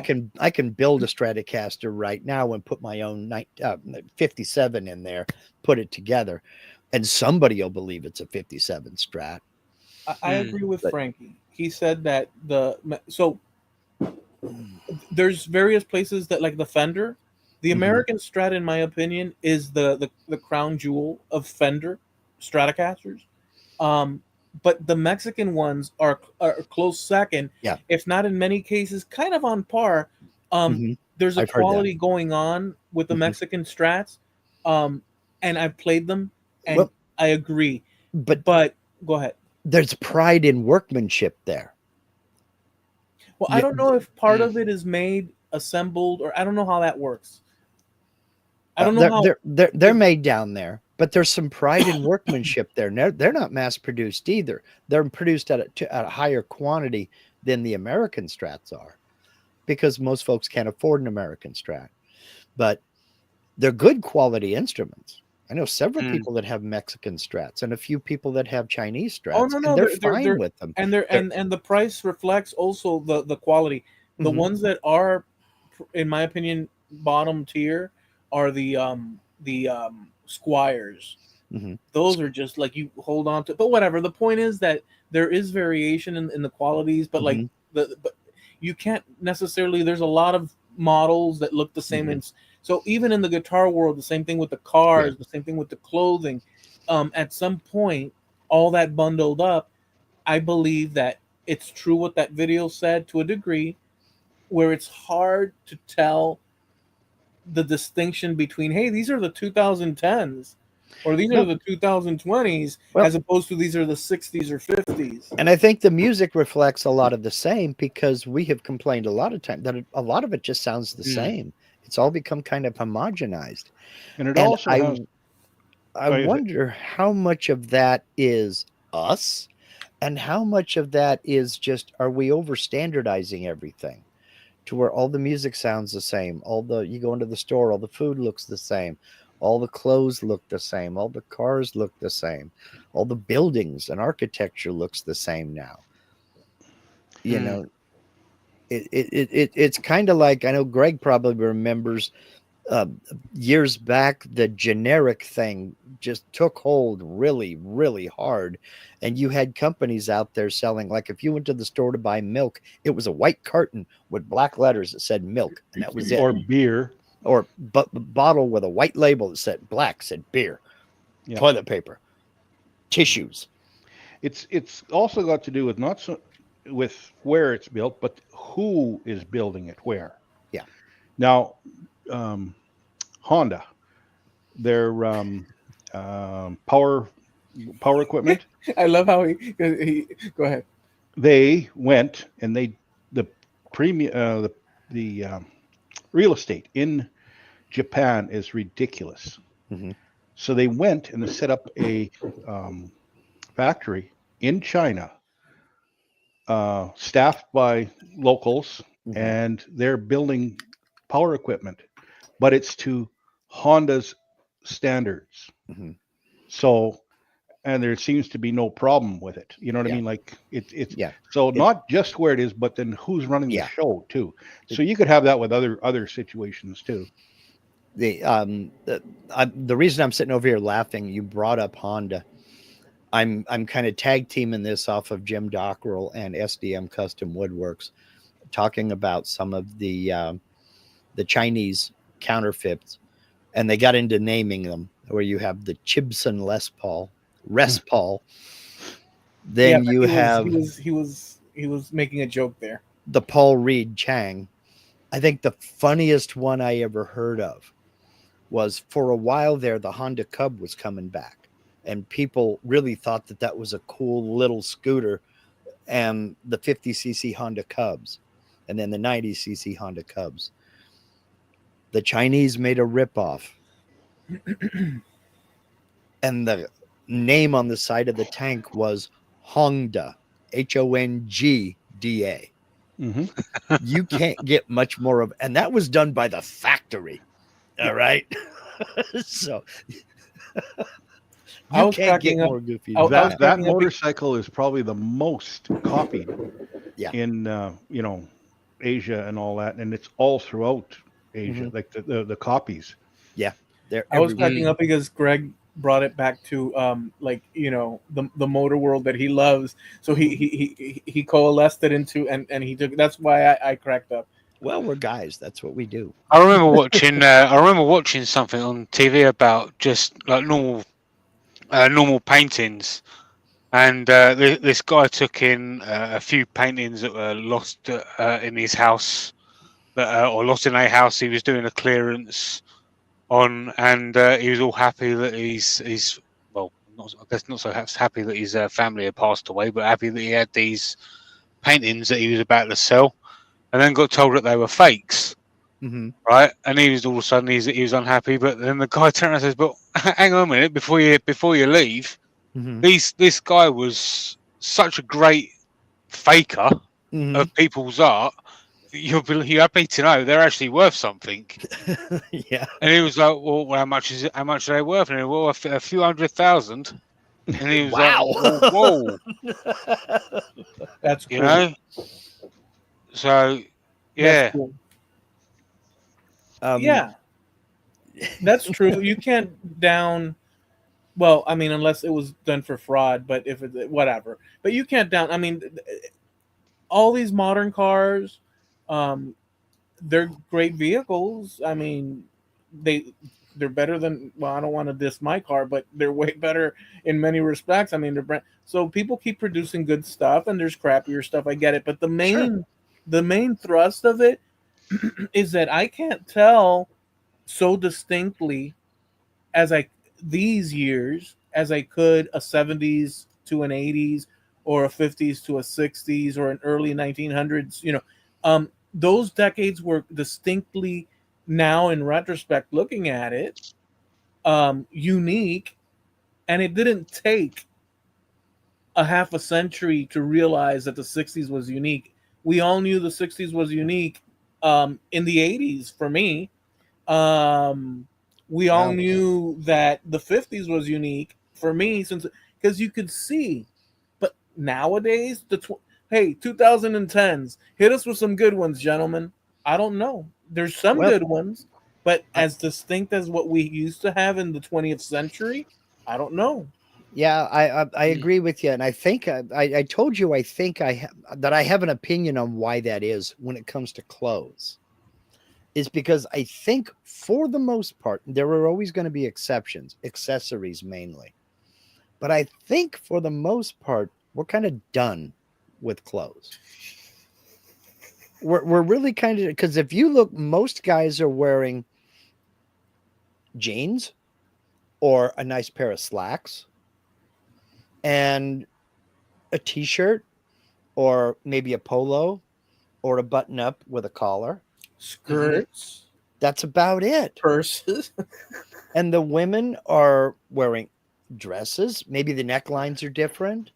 They're wearing skirts with tops. Maybe the necklines are a little different. The body piercings are completely different. But I couldn't tell you a body piercing from 1998 versus 2024. But in the context, in the full context, Right. But so maybe we're just kind of really just done with clothes. We like what we like and we dress for comfort. I mean, well, I've guys, been in blue jeans and t-shirts since the 1970s. So I've I'm never really really been old. one to follow trends when it comes to clothing. I've just dressed how I wanted to dress, and that's been Mhm. about it. There's been a lot of recycling though of styles of clothes Mhm. over more more so back years ago because like the zoot suit style, it kind of come back in the 90s for a dress for a performer to wear something like that, um, and well, you know what? Let I me can just think of say, the movie Purple Rain, that one guy, Mhm. Prince. let well, me he was a zoot suiter.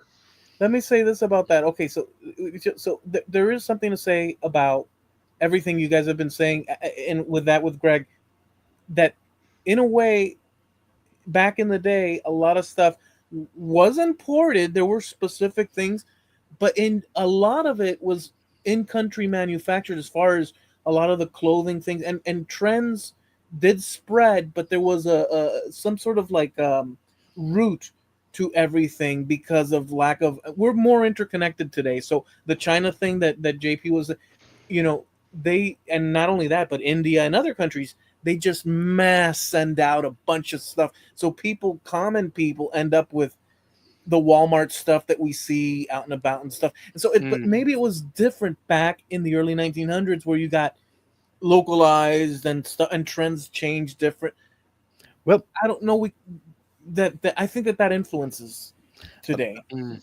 there is a lot of that, but we also didn't have one place we went to buy clothes. Now everybody is like Target, Walmart, a few other stores, and they all Mm. sell basically the same things. There Yeah. may be different prints on their t-shirts, but it's a t-shirt. Yeah. Back then we had out here on the West Coast anyway, we had Sears and we had Montgomery Wards and we had Crazy. Pennies and we had Mervyn's and we had a bunch of different stores that, and they all went out of their way to have different styles, to be different from whatever they're selling at the other stores. And so you couldn't look at somebody and say, you shop at Sears, but you can Mm. stand on your corner and you can point to Walmart, Walmart, Walmart, Walmart, Target, Walmart, Walmart, Walmart. Ooh, Kirkland. He's a Costco guy, you know. Yeah. You can do that in the UK here now. Like Mhm. it'll have like maybe a certain Disney character on their T-shirt Mhm. or something like that, and it's sort of like that's only dedicated to, let's say, Primark, or that's only Mhm. Tesco's or Asda. Uh-huh. You You, know? you still have TK Maxx over there? Yeah. Still got Okay. that. Well, it's Yeah. TJ Maxx over here. Why they decided K was different, I don't know why they did, but While we were talking about clothes, I actually remembered a situation in when did we go? 2003. We went there. We went to Amsterdam, and I've got cousins that live in Germany, right? So they drove all the way from Germany to come visit us while we were in Amsterdam on holiday, and we're sitting there, and obviously, so they've grown up in Germany, and so my cousin's only, I think he was my sister's age, so he's only a couple of years younger than me, and after we'd all spent time together and they'd gone back their separate ways, I'm sitting there, I'm thinking, what on earth was he wearing? You know, and what a haircut was that? Do you know what I mean? I was like, what is wrong with him? Like they got like his dress sense was crazy to me. I was like, it it was weird, and I was like, I'd never see myself dead in that, Yeah. you Well.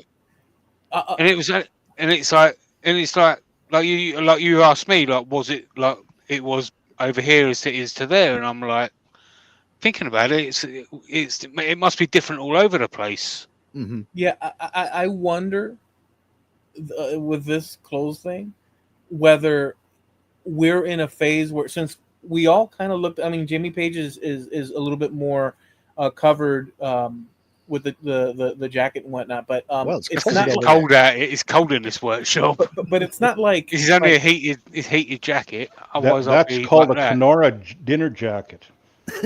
but it still sits within the norm of society. Like I couldn't, I would not bat an eye if someone was dressed like that during a cold spell somewhere in the United States. We're all dressed within a thing.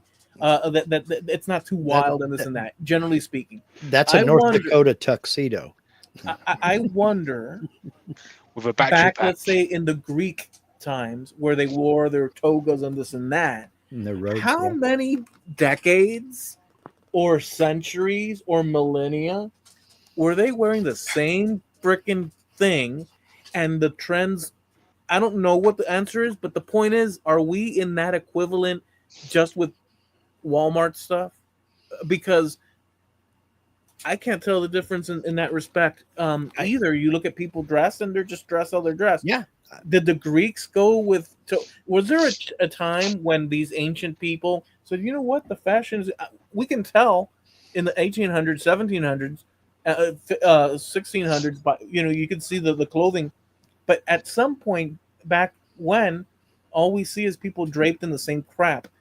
We're kind of in a way, we're kind of like a big bomb of clown colors exploded, and that's what everybody wears today, and you can't tell when that decade started or ended.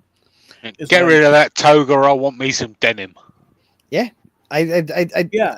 I think there is something to that. Like I said, I think we're just done. I think we're just, it's hard to be rebellious when the whole world is wearing a t-shirt. I mean, you can look back at a black and white photo of somebody with a crew cut wearing a white t-shirt with a pack of camels rolled up in the sleeves, and you can just say 50s. Yeah. That's completely different from the guy in the white button-up shirt with the narrow necktie with the same haircut. But the rebellion thing was that white t-shirt, because back then it was considered an undergarment that was part of your underwear. Right. So this is rebellion. I'm not wearing a shirt over my underwear top. Right. And then the leather jacket and all this other good stuff. It's hard to stand out and be rebellious with clothing when everybody's basically wearing the same thing. Yeah, it's done. Yeah. You know? About all you can do is hairstyles with the colors and, frosting your tips or whatever, and then the body piercings. And just thank God the gauge thing went away. You don't have people with hula hoops in their ears walking around looking like Disney's Dumbo. I tell you what else is kind of crazy as well is well, the thing actually isn't crazy, but beards itself in general. Mm-hmm. Now, my dad hates my beard, right? I mean, mother hated mine. I don't know if it's a military thing, but he doesn't like it, and he's like he's always threatening to shave it off. And every time he with me, every time he mentions it, I'm like, right, that's another 3 months it's staying. Do you know what I mean? But again, I don't know if it's I don't know if it's a military thing or if it's something that's come from like his dad or his granddad or things like that. But beards seem to like be very much in now. They are, and tattoos as well. It don't seem to get as much. I don't know, flack for having tattoos or as beards much you can shave them anymore. off. A little bit harder to get rid of the tattoo. I have a problem with Jamie Page's comment about it seems to be in. It seems to be in. I have a problem with because I mean, maybe not a beard like this, but facial hair in general. I mean, I see a lot of. You're right. No, my argument is not that there might be some trends going on, but the question of in is troubling for me in the context of there's people I can't tell what the hell in or out. I can see little groupings of people that do things, and I guess that's what you might mean by in. And I guess what I'm saying is I don't see any congealment of any sort of. It's just a big freaking clown explosion of okay, so whatever. When I say in, like you wouldn't normally see, say, a lawyer, every lawyer with a beard. Like they'd always be clean shaven, going into a courtroom, or a judge, clean shaven. Now you're finding lawyers and judges and dentists and doctors with beards. And back in the 50s, the only ones with beards were the beatniks, and they were always goatees. Or old people. Yeah. Beards were acceptable because I can remember that in my lifetime. Tattoos, if you had a tattoo, you were was automatically assumed you were a sailor. Because only sailors had tattoos. I don't know about Mark in like being in the military. Maybe you'd be able, or I don't know if Greg was in the military, but I don't know if he'd be able to answer this. Even in the military, I see videos of people in the military with beards. In the U.S. Navy, you could have a beard when you were out at sea. When my dad was in the Navy, because you're out at sea, the uniform standards were a little more loose, and you could grow a beard. But when you came back to port, you were clean shaven. In the Army, you could not have a beard at all, and your mustache was heavily regulated. Mine is way out of regulations. It can't touch your upper lip. It can't go past the opening of your mouth, and it can't be chopped off. It has to be a tapered appearance. That is because you have to be able to put on a gas mask, and it has to be able to seal around your face. And Yeah. it won't seal if you have facial hair. Yeah. So So my dad always had a mustache like Mhm. yours, and it was always trimmed back and all that sort of stuff. Mhm. But my dad was always a hairy guy in the army, yeah, and he got forced to shave like Mhm. his chest yeah, below the collar and all that kind yeah. of stuff as My well. father had to shave twice a day in boot camp because he had a Marine Corps drill instructor, and my dad has a black beard, and he would shave in the morning, and at lunch he'd go shave again because by about 3 o'clock it would start getting dark, and he'd be like, "You didn't shave today." So dad would shave during lunch just to keep that from happening. Um, I heard, I don't know if it's true or not, but I heard that it used to be a regulation in the British Army that everybody was required by regulation to have a mustache. This I was way back early days, up until like I World War One. don't know. I couldn't tell you that. Yeah. I couldn't tell you that. But I don't know. you're right that in that beards and mustaches have gone in and out of fashion several times in the 20th century. And I remember in the 60s, the only people that had beards were either old people or dirty people. Bikers Mm. and hippies had beards. Yeah. Yeah. It wasn't until like the late 60s, Greg probably remembers this, the mutton chop, the long sideburns came back. Oh yeah, big Mhm. time. The sideburns went way down and then came out the side of the face, looking like you had, a headset on or something like that. Mungo Jerry, what the heck is his name? Yeah, there you go. Mungo Jerry. Look Yeah, at yeah. him in the summertime. Dorset, somebody Dorset, I think is his name. I don't remember. Yeah, that's his name, I think. Yeah. His last name. But beards went in and out of fashion. Mustaches went in and out of fashion, and the big, almost Fu Manchu, that was a 70s thing. No beard, Mhm. just a mustache that went down, to your chin. You know what would be Yeah, fun? yeah. You know what would be fun, Mark? What's that? If we all started a trend today, next time we all show up, we all have like in the 70s afros. Oh, dude, I sat next to in my math class. Yeah, that's what it was. My math class in ninth grade. Could you imagine? Was you, rock, I was you sat- rocking a Casbah? No, I looked like this without the mustache. I sat next to a dude, 6 foot tall, beanpole, skinny as a rail, 6 foot tall, red hair and freckles, and he had a fro out to about here. That was the style. Tom in the Jones early has 70s. a natural fro. Well, it's not This, natural. but this was day glow orange red. I mean, this guy, and his name was Duffy. I mean, what do you want? This dude was a walking stereotype with an afro. Was That's Tom Jones crazy. was Tom Jones' hair naturally like that? It doesn't. It looks like a permanent. It wasn't had always that way. An ex brother-in-law was red haired and he had a fro, natural, completely Yeah. natural. Natural. And, Wow. Yep. Wow. Well, I know And- this guy's wasn't natural because and he didn't have it the year before in 8th grade.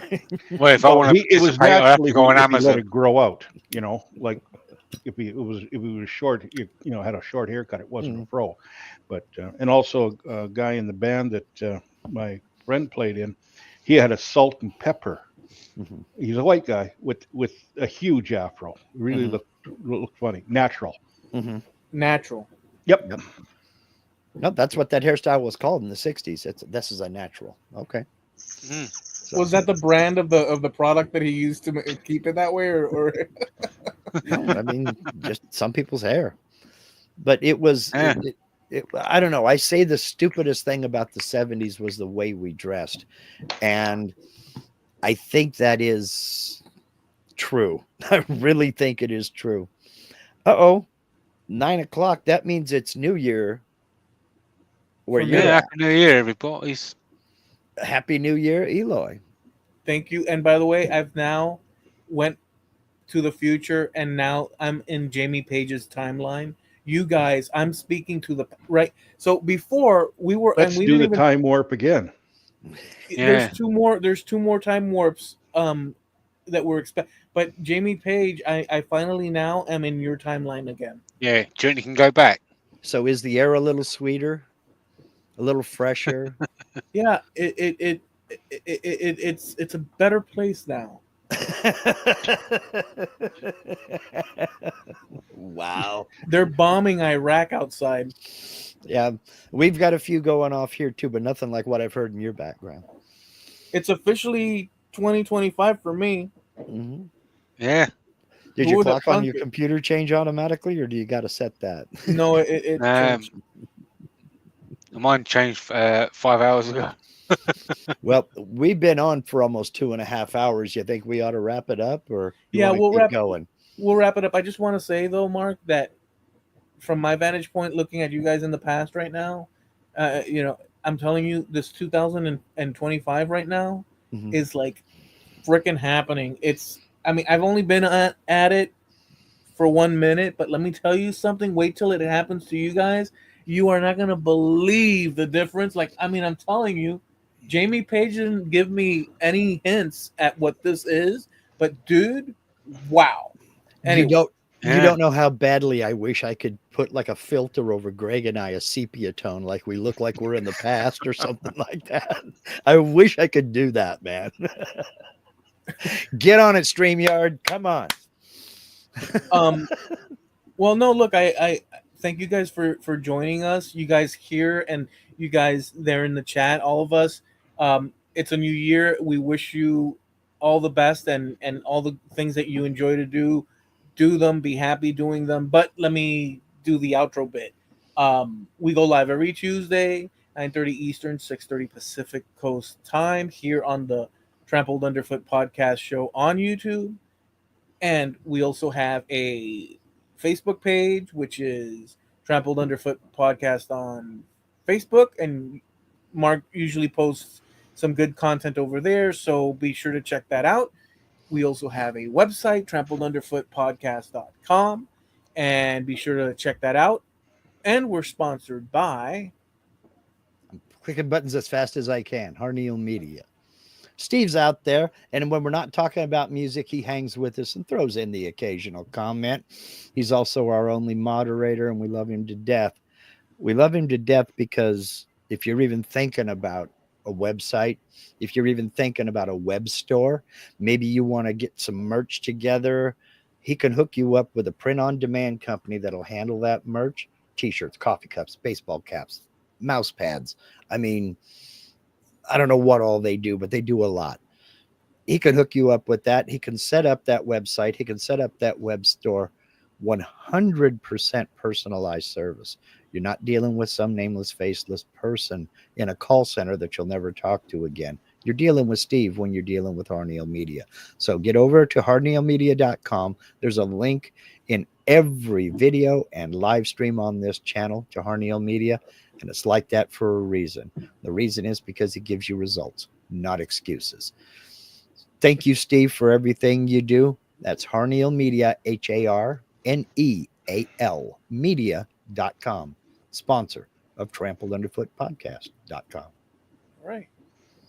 Right on. Hey, that's a fun background, actually. I like that. Nothing. Listen, guys, enjoy yourselves. Happy New Year's once again, and we'll catch you next year for you guys, but next week for me this year. Be safe and peace. Peace.